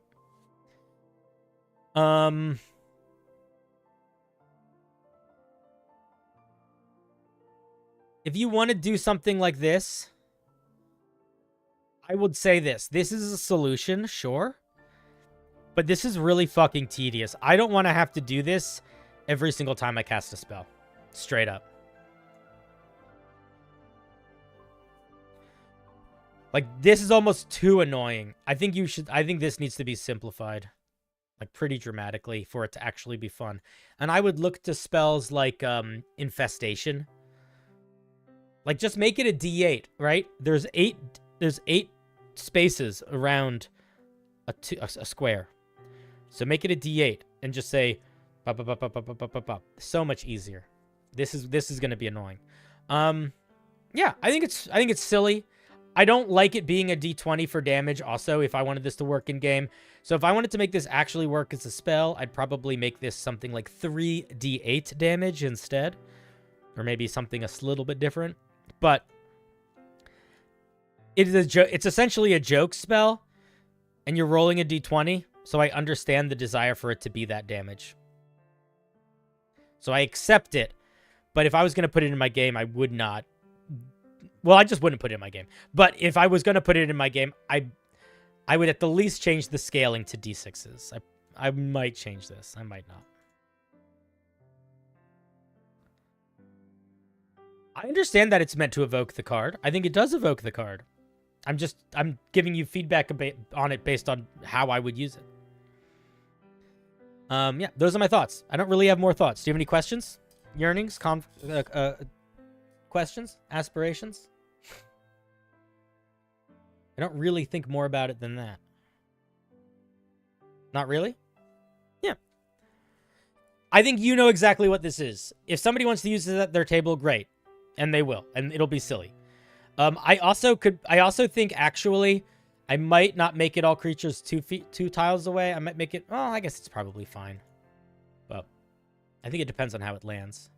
I do think there's going to be some questioning about the rolling here. The landing here in a way that might be annoying, but it's okay. All right, cool. Thank you very much.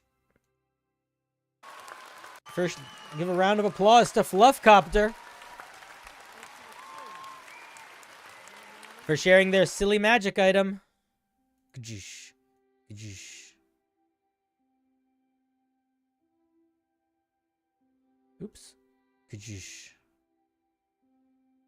Kaboosh.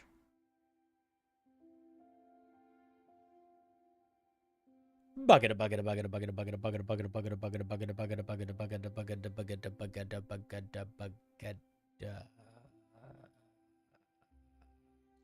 Dice Admiral. What you got for us today, Dice?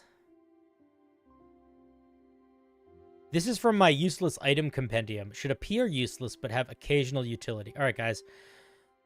We're going to look at this. You guys have to figure out what the usefulness is. That's the game we're going to play. This is called Fire of Cloa. Fireproof Cloa, excuse me. Really speeding through them today? Not really. I mean, I spoke for like, I think the first 2 took like a half hour each to get through. What else is there going to say about it? You know, if something is a magic thing or something, that's 3 sentences. We don't need to spend an hour on it. You know what I mean? The cloak, I think you spelled cloak wrong. Is there supposed to be a K at the end here? This cloak cannot be damaged or destroyed by fire. The effect provides no benefit to a creature wearing it. I mean, I think that the main benefit would be it could essentially be like a barrier. Right? Like, if there was a fire that could only move through a limited space, you could essentially hold it up to prevent that fire from spreading across it. Like, you could put it down, like, on top of a fire to stand on. Yeah, it's like a fire blanket. Yeah, it's a fire blanket. Yeah. It's all right. I don't think it's that useless. Baba Ganoush brings up a great idea. You could light it on fire and move it around. Dice, that's some real advice, yeah. This can get caught on fire, based on the way it's written. It's just not damaged by fire. It's like Moses on the burning bush. You know? It burned, but was not destroyed. Smothering fires, improvised oven mitts. Yeah.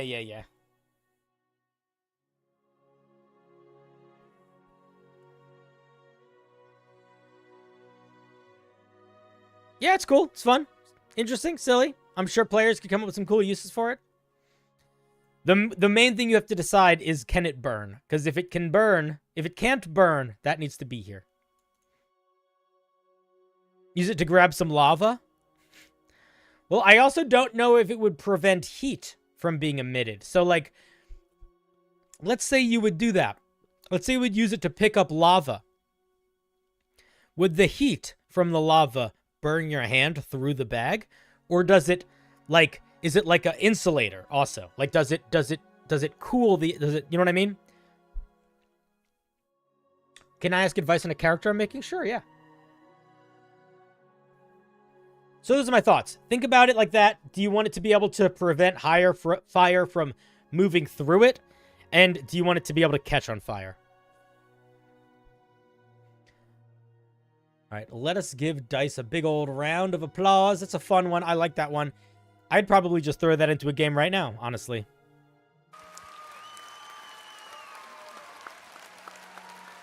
Thank you, Dice. Thank you, Dice. That's a long question. All right, I have a character in mind. He's a water genasi, and his name is something. He's a young cleric from a cult of the fought a vampire.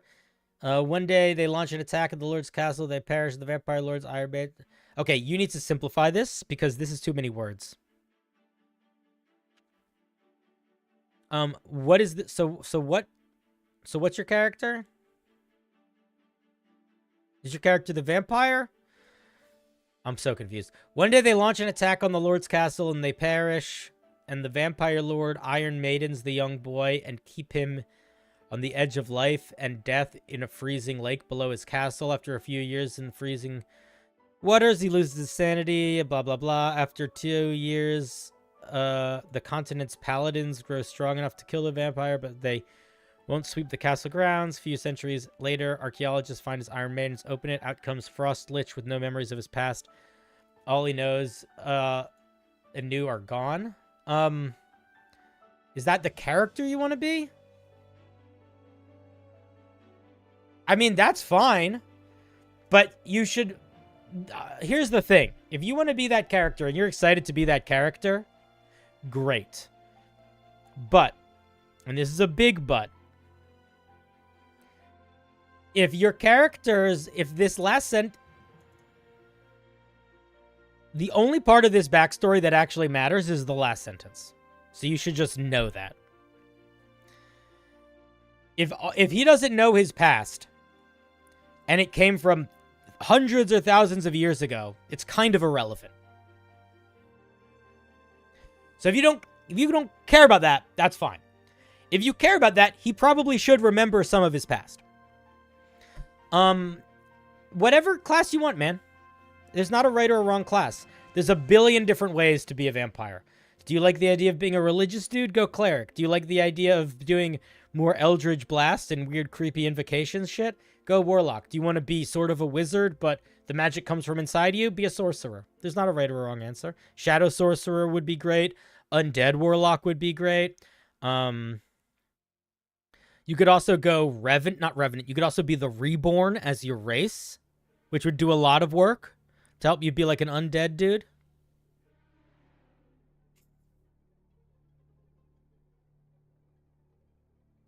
But yeah, the main advice I'd say is if your backstory is long and complicated, but it ends with you having no memory, then you don't need a long and complicated backstory, and it likely will not come up in the campaign. Or if it does, you'll be lucky if it does. Because one of the most important tools that you have as a player to guarantee that your backstory comes up is for you to actively play into it.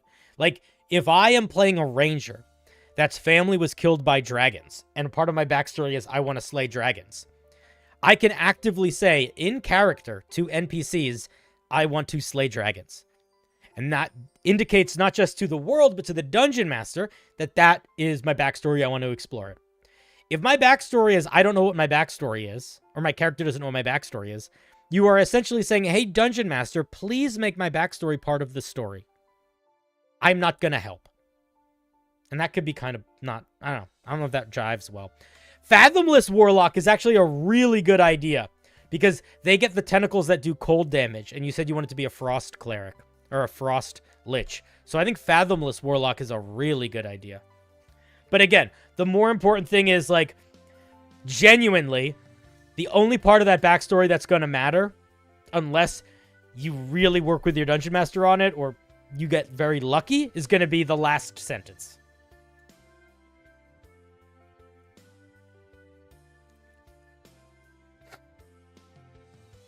It could work if the game world that you're playing in has a culture that ties into this. Like, if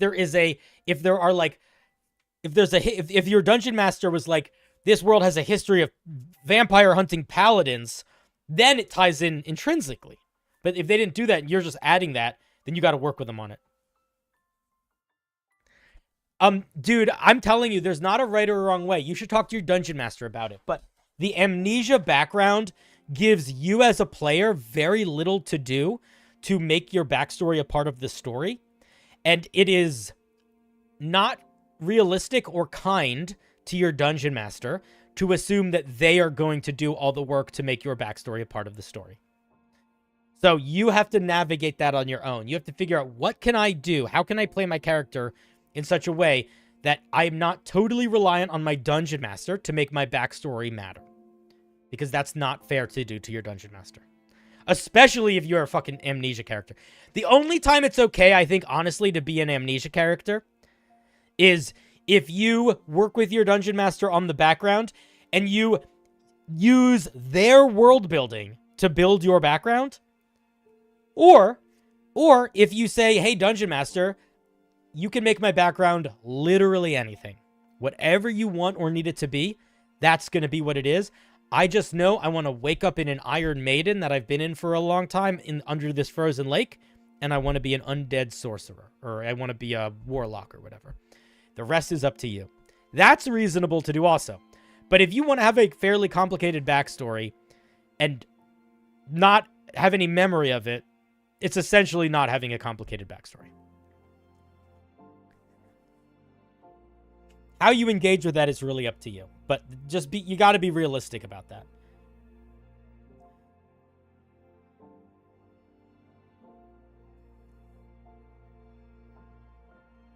I don't even think it would be tough to get you into the party, because a character with amnesia is just like, hey guys, let's be friends, right?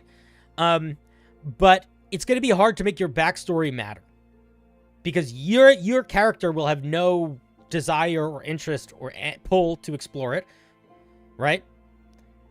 Every other character is probably going to have stuff they're interested in exploring that they are going to be talking about. And then you also have the plot of the story that the Dungeon Master is telling in the world that the Dungeon Master has built. So there's a lot of story happening in D&D.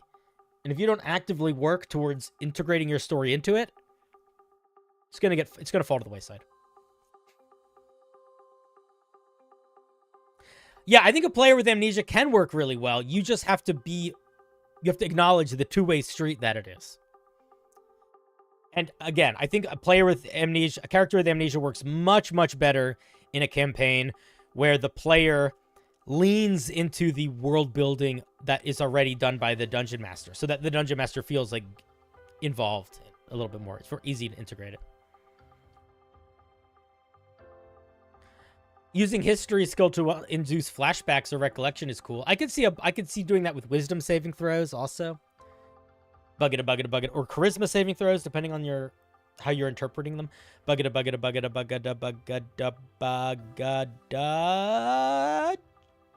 Pasta's up next.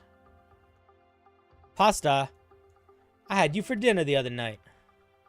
It's okay. I'm not good at making fancy, complicated pasta, but I'm pretty good at making regular pasta. Hello, Cinder and chat. This piece of Homebrew is the first of many in a compendium I'm making themed around Strixhaven. This piece is the Circle of Expression Druid. It is themed around the Prismari College, which fuses elemental magic with artistic expression. It's been reviewed in the Discord by a couple folks and should be in theory pretty complete. All right, let's take a look. Now, fair warning, I'm going to go into this with zero knowledge about Strixhaven or the Prismari or anything. So if there's anything important that I need to know for that, I'm not going to.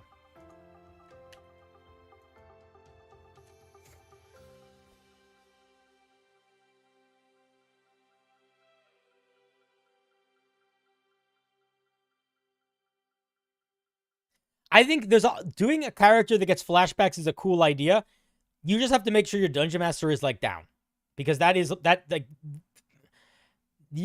have to be ready to roll with that. You know. What's up, Grandmaster? Thank you for the follow. All right, let's take a look. This is called the Druid of Expression. Again, I'm reading this with zero knowledge of Strixhaven or whatever you said this is specifically for. Members of the Circle Expression mostly consist of students and alums from this school. Is there anything that has to do with anything that's not that? They've spent years studying the arts, nature, and elemental magic. Learning how to fuse the three into wondrous display of their own unique personalities. I'm so curious. I could see, like, there's, because I'll tell you what right now, I think there's already some elemental monk. I think there's already a couple of things that there's an argument for them to be elemental druids. I think the land druid is basically an elemental druid. I also think that the moon druid is also an elemental druid. But let's see what we do here. Where's the submission area of the Discord? It's in the member submission section. So if you are a subscriber to the channel, if you go to the member submission section, it should be there. Let's see. Prismari Education. At 2nd level, you gain proficiency in Charisma Performance. And one other skill of your choice. Not particularly flavorful. And I'm going to be honest, doesn't match the flavor written here at all. Elemental Transformation. 2nd level, when you use your wild shape, you can use it to transform into an elemental shape. Choose an elemental form, ice, fire, or lightning. The damage type it deals are determined by that. It makes sense. Ice, cold, fire, fire, lightning, lightning. All right, let's see what this thing gets. 5 times your druid level. So at level 2, this thing has 20 hit points. No, at level 2, this thing has 10 hit points. I'm an idiot. At level 10, it has 50. All right. Not terribly unreasonable. Sub-Zero Ice. Let's see. So it has ice form. Once per turn, whenever a creature makes a physical contact with you, they must succeed on a con saving throw against your spell save DC, or their walking speed reduced by 10 feet. Be unable to take reactions until the end of its turn. All right, that's pretty solid. It's pretty strong. You shed light. You can squeeze through areas. And you're resistant to poison damage. Also pretty strong. You know and can cast Lightning Lore as an action using your Druid spell save. Additionally, the 10-foot radius area around you is considered difficult terrain. Also pretty strong. All right, so I'm going to tell you what we're going to be bumping up against here pretty quickly, but I do want to finish reading it. But chat, can anybody tell you what I think? Chat, what's the biggest issue here? I'll give you a clue. We've kind of bumped up against it a couple times today. Let's read the last feature, but there is something that has to do with what's going on here that I think we are not keeping track of, which is important. Think about it. I'll give you a clue. The issue is not game breaking, but the issue sits here. That's where the issue sits. Let's look at what the actions are. Elemental Spray. You shoot out a colorful spray of elemental energy. Each creature in a 15-foot cone must make a dex saving throw or take some damage, and it increases to higher damage at higher levels. Or you can do a planar punch, which does some damage. Why is it doing +3 damage? That feels weird. I feel like you should just be basing this stuff off of your spell attack modifier. Also, this is too much damage. All right, what's going on? What's the issue? There's a lot of good stuff in this stat block. Why is it fundamentally a little busted right now? Sponge, you're dancing with it. You're dancing with it, Muddy. You're dancing with it. You're wiggling on it. No. Mechanical issue. Power balance issue. I don't think this is uninspired. I think being able to turn into a little elemental is cool. I think it's very, very, very, very underlined bold. Italics similar to the 10th level feature of the Moon Druid, which is something to contend with. But assuming that we're not worrying about that, what's the issue? What's happening here? What are we getting at 2nd level here? What are we really, really getting? What are we getting? Well, let's think about it. Are we getting an alternative wild shape? We're getting an alternative wild shape. But are we getting an alternative wild shape? Or are we getting 3 alternative wild shapes? I would argue that the ability for us to pick between having this or this or this is really powerful. Because all of these are different in a noticeable way. So each of these things is essentially 2 different powers, and we are picking between them pretty regularly anytime we use this feature. There is precedent to get options when you do an alternative wild shape. And I think that's worth addressing here, because I'm sure some people are going to be thinking about that. Does anybody know which one? I'll give you a clue. It's the Star Druid. Star Druid, they get an alternative wild shape where you use it and you pick between Archer, Chalice, and Dragon. Why is it okay to get these 3 different choices here, but not okay here? What is this doing that this is not? This is giving us an entirely different form. It's giving us a new bump of hit points. It's giving us totally different movement, vision. It's giving us different damage resistances, different features, a lot of different things. This is giving us one extra thing that sits on top of our normal character.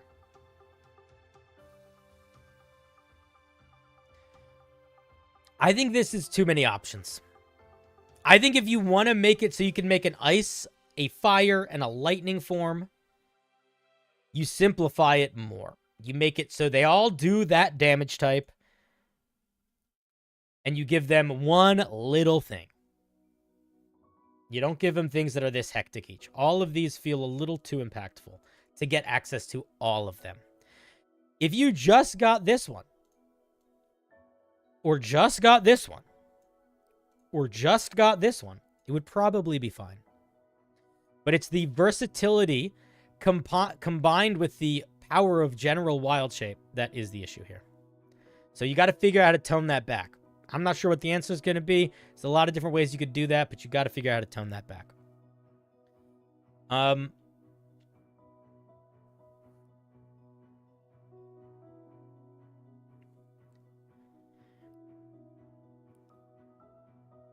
right, let's look at the 6th level feature, Surge of Artistry. You can harness elemental magic to perform an artistic dance around the battlefield. It's an action. You can move up to your walking speed, surrounding yourself with elemental magic as you move until the end of your turn. You can move through the space of other creatures. I don't think we need this, right? If one of our forms is already letting us move through tiny spaces, why are we building a feature that's like a key aspect of? We're double dipping in a way that we don't need to. The first time you enter a creature's space on a turn, that creature has to make a saving throw against your spell save DC or be knocked prone. Take 3d6 damage. Wait, like, why?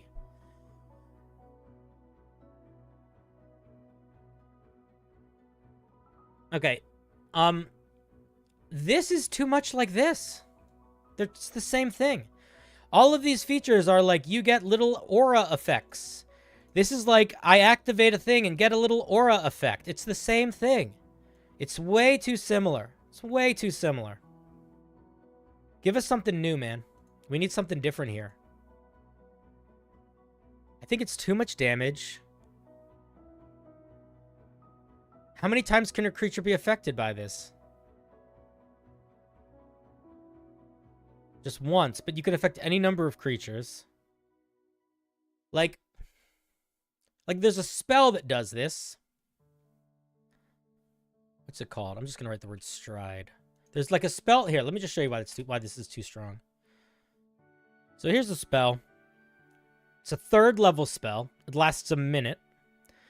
Your movement speed increases by 20 feet, and you can deal 1d6 damage to creatures when you run past them. Once per turn. 3rd level spell. A 6th level character has 1 or 2 3rd level spells a day, give or take. This is much more powerful than that 3rd level spell.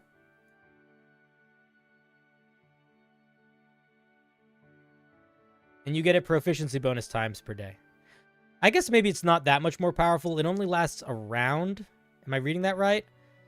But it's like it feels wrong here. It doesn't fit good. I still think it feels too powerful. And I also think that it's too much of the same. It's too exactly the same as this. It's just aura effect, negative effect, aura effect. Give us something different. This 6th level feature is taken from the Prismari Wizard stat block. Well, it does not fit in the Prismari Wizard that is being presented here right now, based on the 2nd level features that it has been given. So if it is something that is intended to be pulled from the stat block, you need to balance it better for a subclass feature. Or at least you need to build subclass features that build up to it, or build this in a way that it feels like it ties into this better. Because after what we get at 2nd level, it just feels kind of samey. Like, if this is the Prismari thing, why is this not our alternative wild shape? I feel like that would make so much more sense. At 2nd level, you can expend a use of your wild shape to enter a Surge of Artistry, where you get essentially a version of this that you can use for a minute. That would make so much more sense.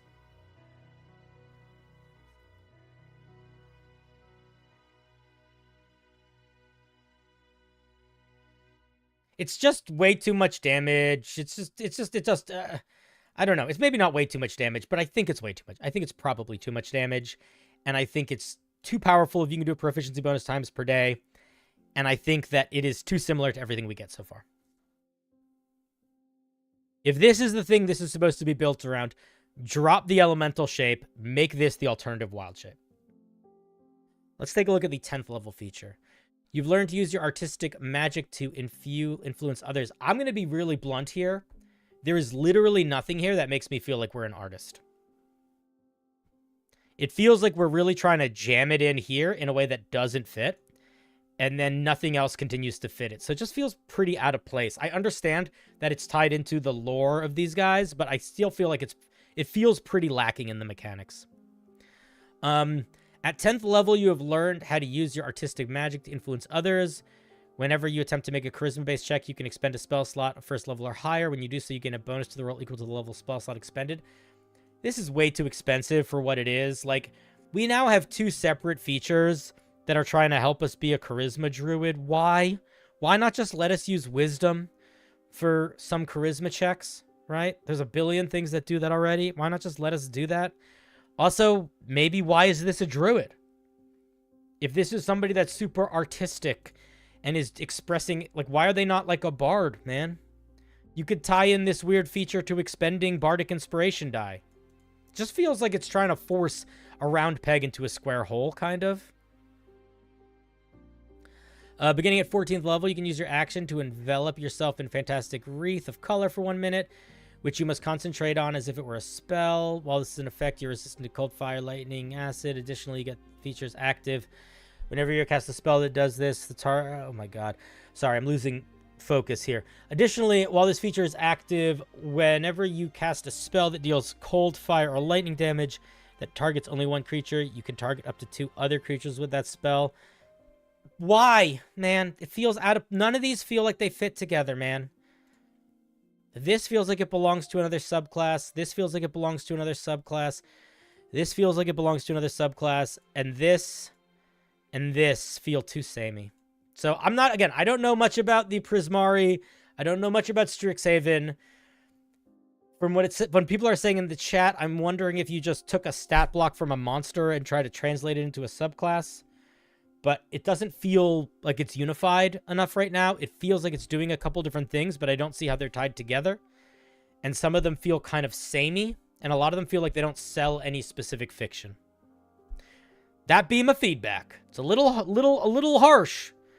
I'm not meaning to sound harsh, but that is how I feel. I feel like it needs some serious focus from the perspective of somebody that doesn't know what these things are. Feels a little all over the place. And a little redundant in some places, too.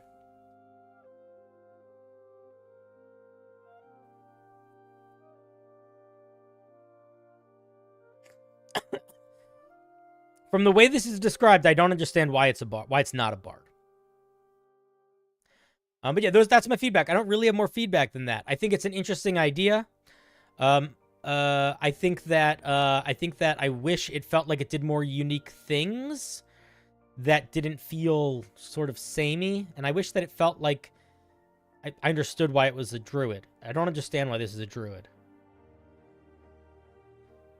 All right, cool. Thank you, Pasta. Let's give Pasta a round of applause.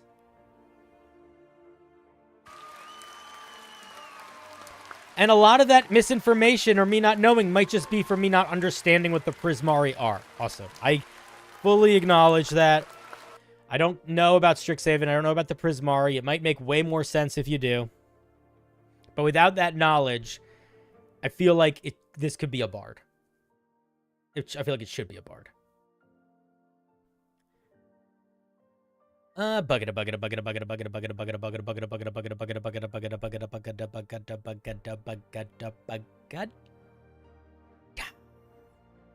And it's moot by a nose. This subclass idea literally came for me in a dream. Cool. It's a bard inspired by all the various cultures from the world where fire is a large part of their art and culture. My goal was to create a more offense-focused bard, fire bard, into it, without making them a melee. Sure. Ranged fire bard. I'm into that. Explodey bard. Yeah, hell yeah.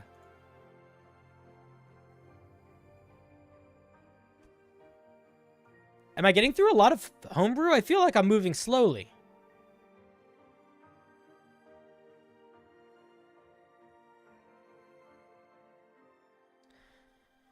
I can also understand people not wanting Bard to have exclusive access to creative expression. Totally agree, Aquamarine. Totally agree. But you have to, if you are going to be putting artistic expression into a non-Bard class, you need to build it in a little bit more fundamentally, I think. I actually think the Scribe Wizard is a pretty good example of that. I think the Scribe Wizard does a good job of being a wizard if you want it to be like an artist wizard. You're in the waiting room? Cool, let me grab you. What's up, buddy? Hello? Hello? Ahoy, hoy. Moot! Your microphone's not working. Leave and come back. I can't hear you.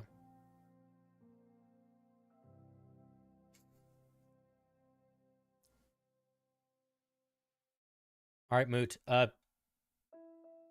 Let's try again. Can I hear you now?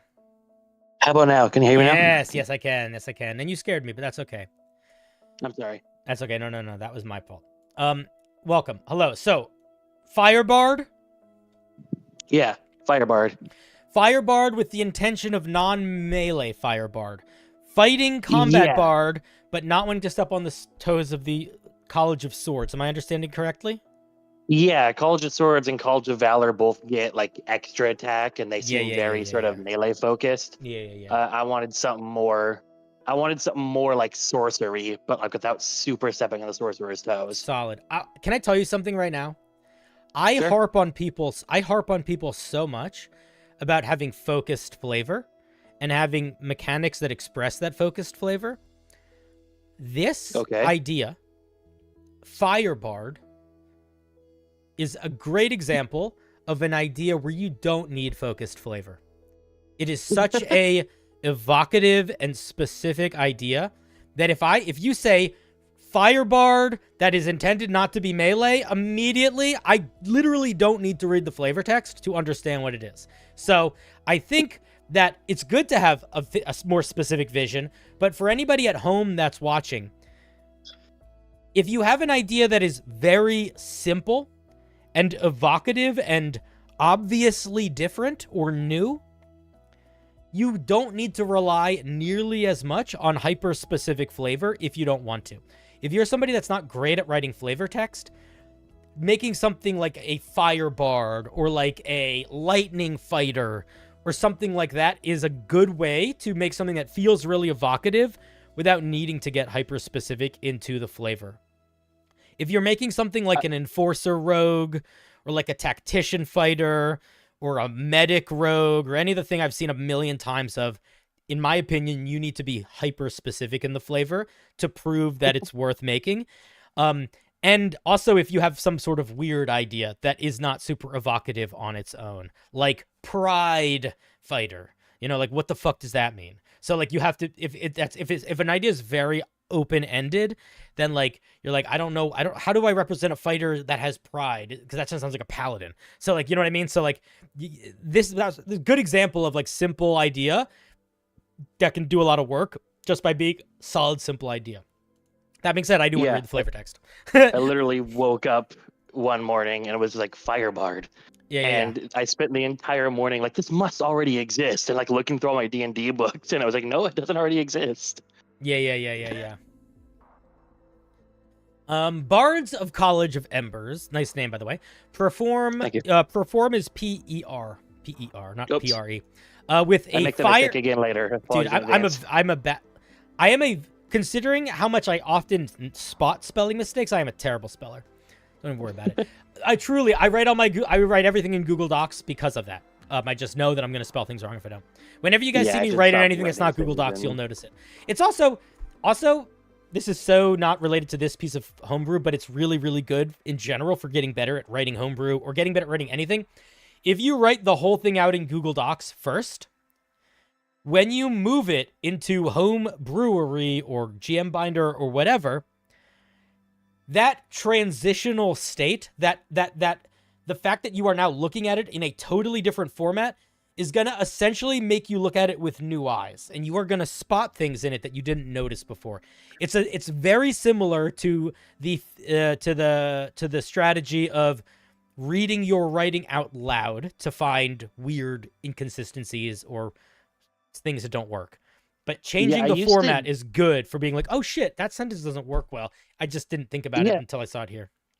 I used to do that with OneNote, and for some reason in the last couple of weeks, I've started just drafting straight into Home Brewery, and it's probably not a great idea. Honestly, it's fine. When I was making a lot of Homebrew regularly, and my goal was putting it on the internet. Now, whenever I make Homebrew, my goal is just sharing it with you guys. I don't really care about putting it more publicly than that. So I just put it in Google Docs because I don't need it to look nice. I just want you to be able to use it if you can. But when my goal was writing it in Homebrewery and putting it publicly, I also did that because it just saves time. All right, let's dive into this though. They have learned and mastered the dances, songs, and poetry of every people and culture that in art pays ode to fire. I'm gonna be honest here. I think you probably can lose all the language around arts and culture. Or culture specifically. Like, unless your goal was like, I want this guy to have an aspect of the Kokopele god power and an aspect of the Chinese dragon god power, and you were like really trying to pull from real cultures and trying to navigate that minefield. Unless you're doing that, I think you can just simplify it to College of Ember Bards are bards that have learned to express, mastered the art of songs, dance, and poetry relating to flame. Like, keep it in the art and pull it out from the culture. Unless you like that. But I don't think you need it. And I think when I'm reading it, it makes me sort of feel like I'm looking for an element of you have powers that are like culture powers, and that feels both weird to look for, and I don't even know what that would be. You know what I mean? Like it feels like it's adding a flavor that we don't need. Yeah, my original idea when I was kind of drafting the class or the subclass was like the idea being that like, oh, you're a bard that has like specifically gone like around the world learning about all the different ways that like fire pops up in different people's art. And I think that makes total sense from the perspective of the player using your subclass as how they might create their background. But I would use that, you know how like at the end of a sorcerer subclass, it'll be like, maybe your powers came from a dark sun. Maybe your parents had sex with a demon. Maybe you know what I mean? That's like one of those. I feel like that's that. That's an example of where they might come from more than what I would found it on, I think. That's what I would do. Fair enough. That's what I would do. All right, let's take a look at these. Let me read the last one. Ode to both the nourishing giving hearth and the destructive power of fire, not respected. That is an incomplete sentence, and I'm not sure what it's supposed to sound like. So just play around here. Let me read that again. Ode to both the nourishing giving hearth and the destructive power of a fire not respected. So there's two things going on here that make that sentence one work. One, that's not a complete sentence. It's part of an idea, but it's like it's a phrase that would work if you were like making a list. Right. The other thing is, I think the phrase "power of a fire not respected" is better suited as a quote or something that would be written in the context of like religious text or like limerick text, but I don't think it is a good sentence structure for narrative flavor text intended to be read by the player or the dungeon master that is going to consider being this thing. Does that make sense? Oh, okay. Yeah.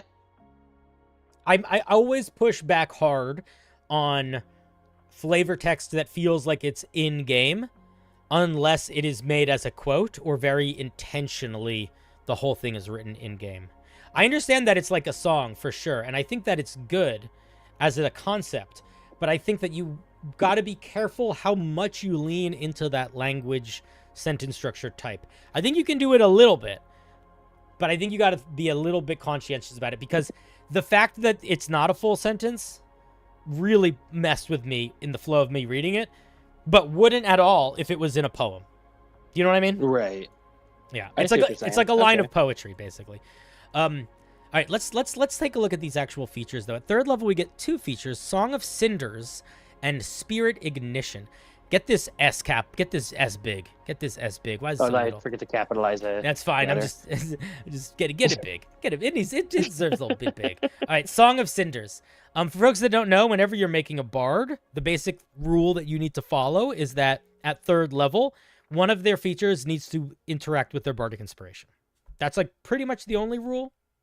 But let's see what we get here. And usually we get two things at third level as a bard. They get so few subclass features, you got to throw them a bone. When like you choose, rogues. Yeah, exactly like rogues. Actually, when you choose this college at third level, rogues especially, because they don't get their next subclass feature until level 9. They're really struggling. When you choose this college at third level, you have learned to incorporate many roles of fire into your art and performance. You learn produce flame and firebolt. Fine, great. Whenever you would gain new spells, including as a part of this level, you can choose one of those spells of the appropriate level, not from the bard spell list, so long as it can do fire damage. Spells gained this way count as bard spells for you. That is pretty... You might want to take a minute and double check to make sure that's not going to do anything fucking weird. There's... yeah. I'm not going to do that right now, but I know that there are a handful of spells that do fire damage, but a lot of other things. And you might just want to play the game of figuring that out. The other thing that you could do is you could make a spell list if you needed to. That's annoying, but you could if you wanted to. Right. I did a little bit of that, including like consulting some discords and some subreddits for Honestly, help. It's probably fine with fire. The big one that I found that was pointed out to me a couple of times is this technically gives you Chaos Bolt because it can do fire damage, which feels a little bit weird. What if you said spells that only deal fire damage? Yeah, that's probably a better way to word that. Or rather, they don't need to only do fire damage. Like, they could do something else, but spells that deal fire damage exclusively, if that makes sense. So right. you could still do like you could still do like a wall of fire, which kind of does other things too. Or you could still do like a Chardalon stride or stuff like that. You wouldn't be able to do fire shield though. I don't know if that matters to you or not. You're not melee, so who cares? All right, let's Oh, can I say something else? Drop produce flame. Make it control fire. It's so much better. Oh, okay. Sure. Produce flame is good if you need a damage fire cantrip. We're getting a damage fire cantrip. Control flame lets us make fire dance and do stuff, you know?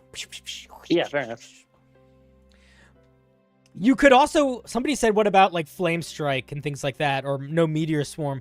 The other option you could do, if you wanted to do that, if you do want to include spells that do non-fire damage as options, you could say that if you pick those spells, all of the damage is considered fire damage.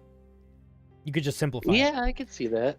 Again, I don't know how much that actually matters. I really don't. I think Chaos Bolt is also probably the played with- only issue. And maybe Absorb I also- Elements if you care about that. Yeah.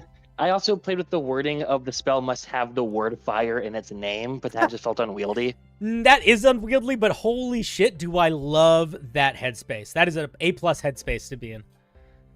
But yeah. Okay, wait, let me keep going. I think it's probably fine. I think you might need to fucks with it a little bit, but it's probably fine. It's good. It's probably fine. It's one of those weird situations. By it being fire simplifies a lot, because all the spells that do extra crazy stuff, most of them are doing like poison damage or necrotic damage, or like most of the other fire damage usually is just very simple, so it kind of works well. Right. Like if this was for necrotic damage, we'd have to have more of a conversation, because then you'd be entering in elements like spirit guardians and shit like that. Yeah. All right. Let's say also at 3rd level, your fiery performance invigorates the spirit of your allies. Whenever you target a creature with a spell that does fire damage, it's a part of the same action. You can use your bardic inspiration feature. Oh, that's kind of fun. Huh. So your bardic inspiration is not improved, but you get more access to it, and you're encouraged to use it by using fire spells. Cool. Yeah. I like it. I would. Oh, cool. This is honestly no feedback. My thought process is keep an eye on this. Keep an eye on this. I don't think it's overpowered. Make sure it's fun. I think it's fun, but I think you need to make sure it's fun. This is one of those things that it feels like it's like almost like quality of life. And sometimes when things are quality of life, they're good, but they're not fun. And I think it will be fun. But you want to make sure just keep an eye on it. Keep an eye on it. But I think it's probably fine. I like it. I like it because it's good in terms of like action economy power. But the thing that I really like about it is it really encourages you to lean into the type of bard you're playing. This is very intelligent design in that way, where it's like you're not forcing someone to do anything, but you are rewarding them for playing into the bard in the way that you intended for it to be designed to be played. And that's good. That's good design. Goal. That's good design. Thank you. Let's look at Mark of Fire. Capitalize this, you silly goose. At 6th level, you begin to embrace the destructive beauty's spelled wrong, of fire. As a don't worry, I'm just pointing them out because I want you to notice them. This is zero judgment. I'm writing them down. Don't worry. As a bonus action, choose a creature you can see within 30 feet of you. Creature becomes marked by licking flames until the end of your next turn. Whenever a marked creature takes fire damage, it takes additional fire damage equal to a roll of your bardic inspiration die. You can use this feature a number of times equal to your proficiency bonus.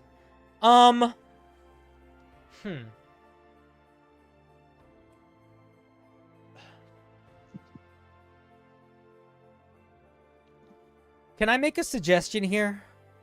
Yeah? I think this would be better if they, whenever they took, here's how I would change this. This is what I would do.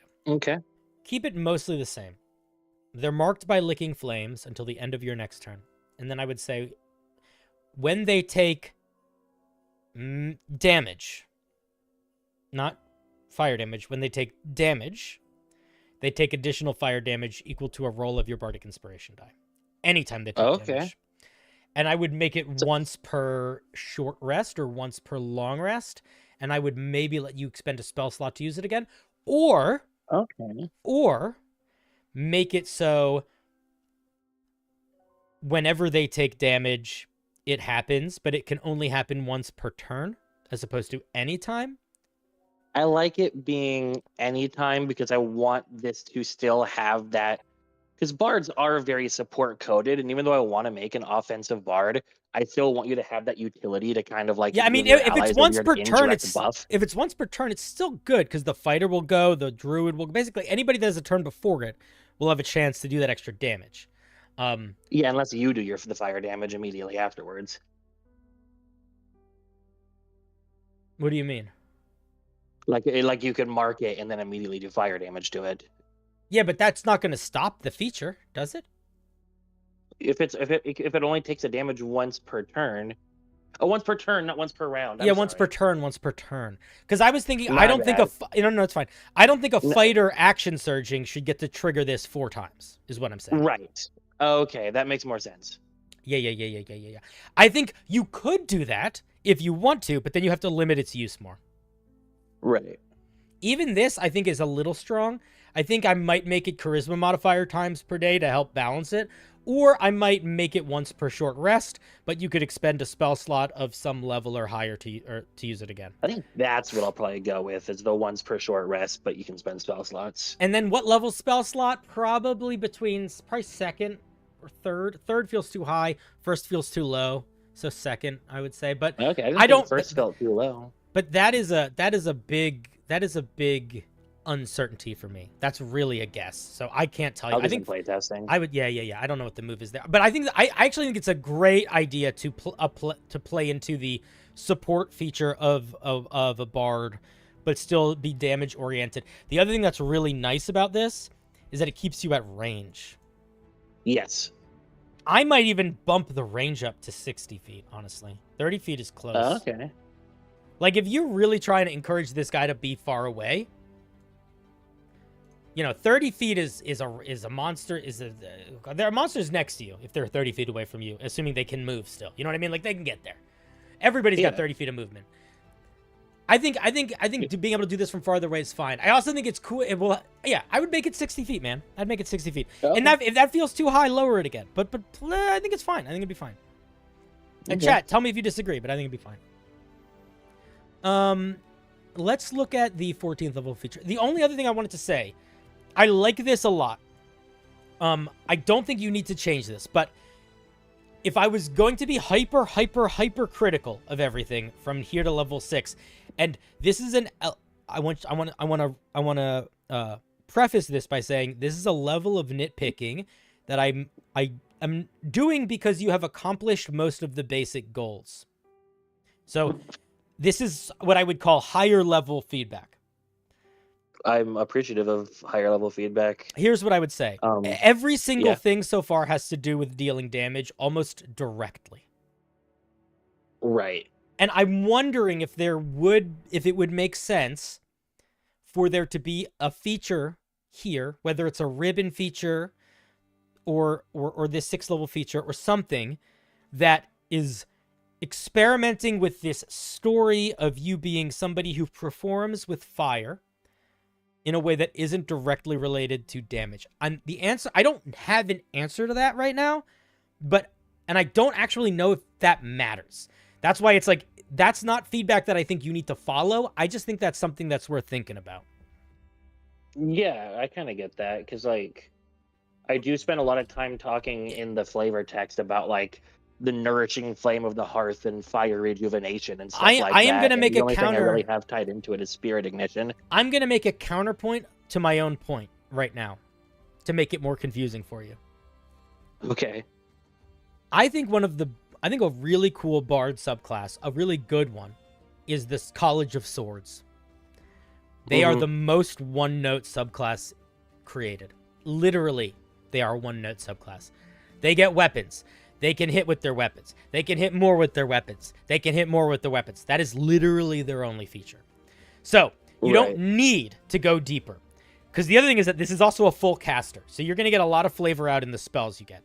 So, that feedback, I don't think is necessarily feedback that you need to change anything about in this. I think it's just worth thinking about. Okay. Because now that I'm almost talking myself out of it, because there is the element of the full caster, which is like, you don't need to sell a whole story when you're a full caster, because so much of that story can be sold through the spell casting. Let me what were you gonna say? I was just saying, and also like there's that intentional limitation of like with the fire spells, it's when you would learn new spells, one of them can be a fire damaging spell, and it'll just be a regular bard spell. Yeah, for sure. So there's you can kind of get more flavor and more utility and stuff out in the spells that aren't fire spells that you have to choose when you learn new spells. Because usually you're not only learning one spell. Do you know what? I didn't even think about that. You might want to bake in. I don't know how I feel about that. I'm going to say something that I don't know how I feel about. You might want to bake in a couple fire spells. I don't know. Like, you might want to make it like 1 to 2 spells that don't count towards its total spell list that are fire spells. Maybe. I don't know, man. I disagree with that feedback that I just gave, maybe. I don't know. I don't know where you'd fit it in. But there's an element of me that doesn't love the situation where you choose not to take fire spells. Like, I almost don't love that that's a choice you can make. You could choose not to take fire spells and then not have access to some of your subclass. I don't know. I don't know how I feel about that. I mean, yeah, that's why I gave the cantrips, is because like no matter what you choose, you always have those. Yeah, I suppose that's true. And I guess you could use them. You can use all those features with the cantrips. Well, and I did experiment with the idea of giving it a spell list in the vein of like how sorcerers get, or like rangers nowadays, or etc. It would be the only bard subclass in the game that would get that, though. And it didn't feel like it justified its existence. For sure. You know what? I think it's probably fine. I knew I was gonna disagree with that comment as soon as I made it. Yeah, ignore me. That was me 2 minutes ago. Was very wrong. All right, let me look at 14th level. Wreathed in Flame. Okay. At 14th level, your performance summons the spirits of fire to aid you. As an action, you begin to move rhythmically, igniting yourself in dancing, glistening flame. This sounds so sexual. I know you're not intending for it to, but my God, it does. That flame that moves with you. For 1 minute, you gain the following benefits. You shed bright light, 30 feet. You and creatures of your choice within 30 feet gain resistance to fire damage. Excuse me. Melee and ranged weapon attacks made by you or creatures of your choice within 30 feet deal extra fire damage equal to roll of your bardic inspiration. Creatures of your choice that take fire damage within 30 feet of you take extra damage equal to charisma modifier.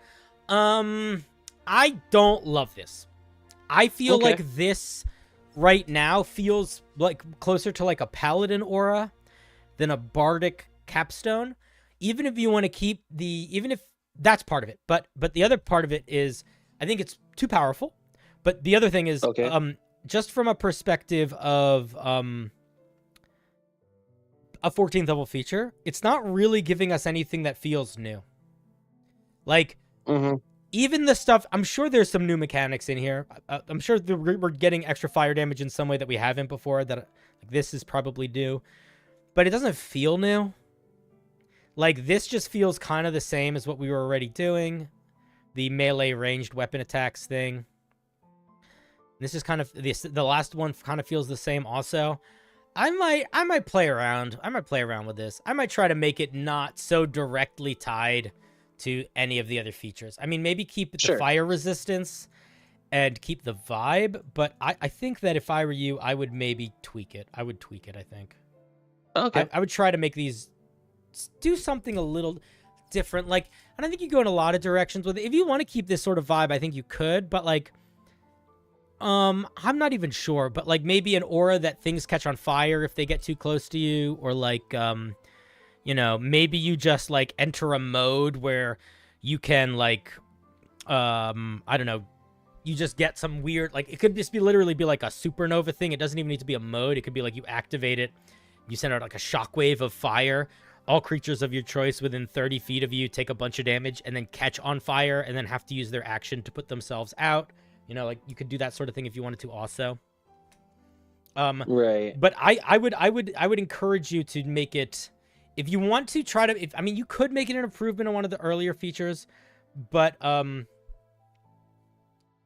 genuinely think it might be more fun if it ties into the theme, but kind of is doing its own new thing. That's what I'd say for the 14th. And it's kind of doing that with the first two bullets, but the second two... It's just more fire damage, yeah. It's just more fire damage. And it's not even... I don't even mind more fire damage, but it's more fire damage that kind of feels the same. Like, we are, Right, you're already getting extra fire damage from the previous feature, and now you're getting even more extra fire damage. And then the other thing is just literally the opposite, right? This is things deal more fire damage. This is things take more fire damage. So they're kind of like two sides of the same coin. We don't really need both. It's the equivalent of giving a creature disadvantage and giving yourself advantage. Like, there's times where that makes sense, but oftentimes we don't need that. Let me ask you a question. If this wasn't the 14th level feature,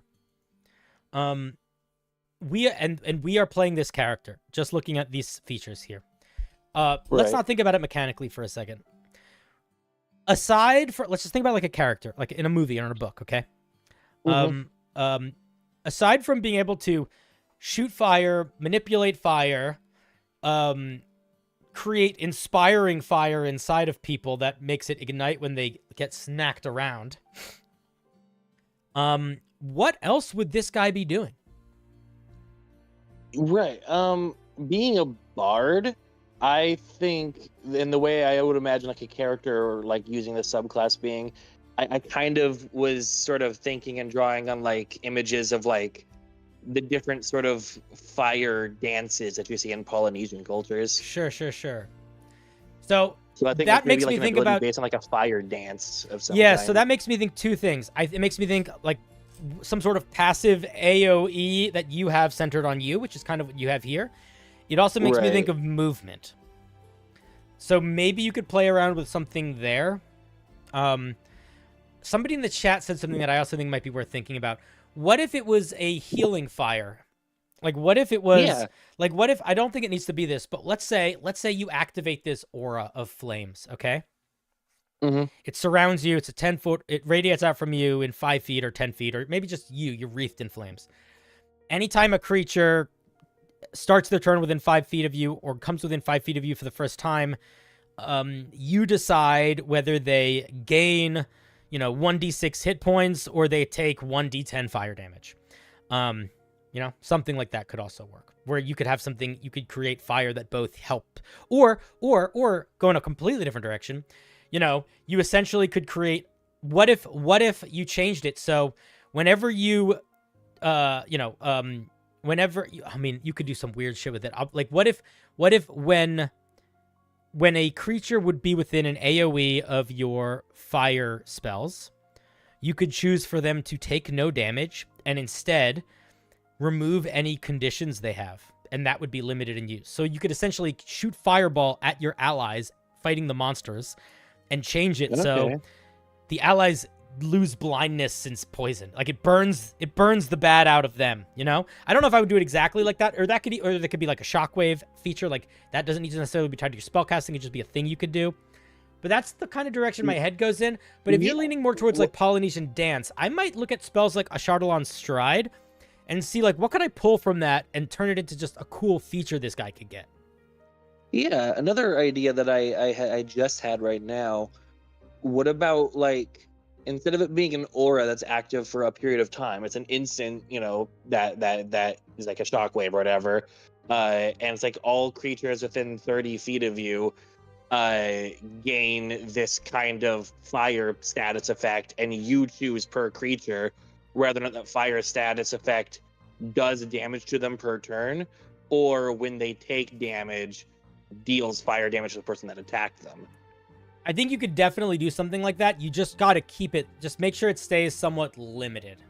It's gonna, the power can get kind of hectic. Yeah, it would have to be like per long rest, and yeah. It would have to be like a short radius. Like, it'd have to be like maybe 15 feet. For sure. Cool, man. I don't really have more thoughts. I think this is solid. I like the idea a lot, and I think that it does feel, it feels like it feels evocative. It feels unique. I think that you took the sort of standard expression of fire and found some genuinely interesting ways of playing around with it. The 6th level feature, again, it needs work, but I think that it is, the concept is really good. I think this is what sells it to me. Like, everything at 3rd level works and is like a good foundation to build off of. But I think the 6th level is where I'm like, yeah, now this is like a unique idea. It doesn't need to necessarily be a unique idea at level 3 because Firebard, like I said, is evocative enough on its own. Like, the mechanics work well. This is where it's like, oh yeah, but it's like inspiring fire. I don't know. Sounds cool. Cool, man. Yeah. Any final thoughts, questions, concerns, aspirations? No, that's it. Thank you for the feedback. I'm appreciative. Cool, man. All right, buddy. See ya. See ya. Bye. Kadoosh. That was our dear Frank the Tank, aka Moot. The moot point. The point is moot, and so are we.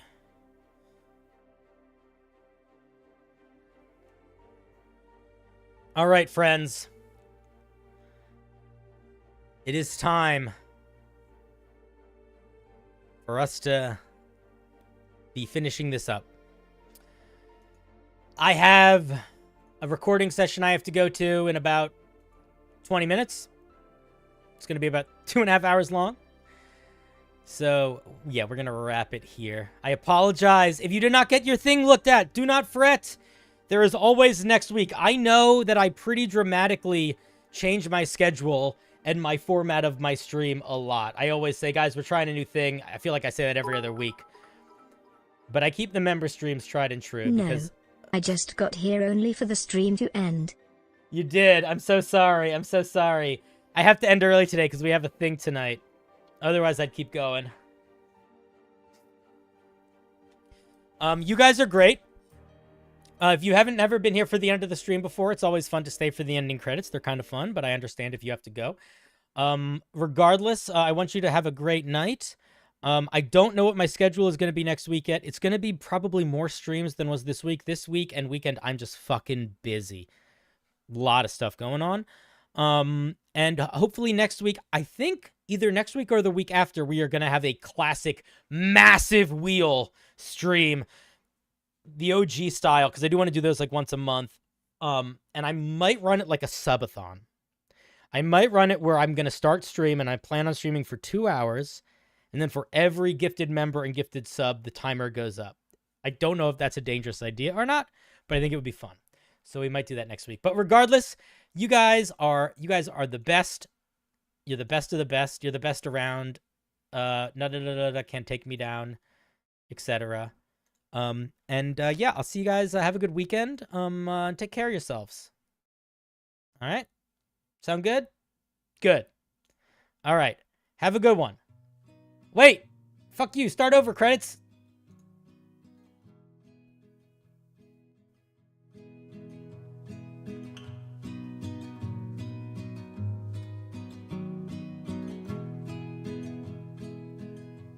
I don't think about it.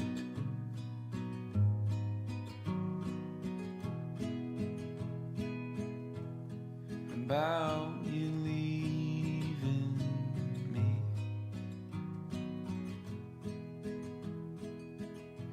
I don't know who I'd be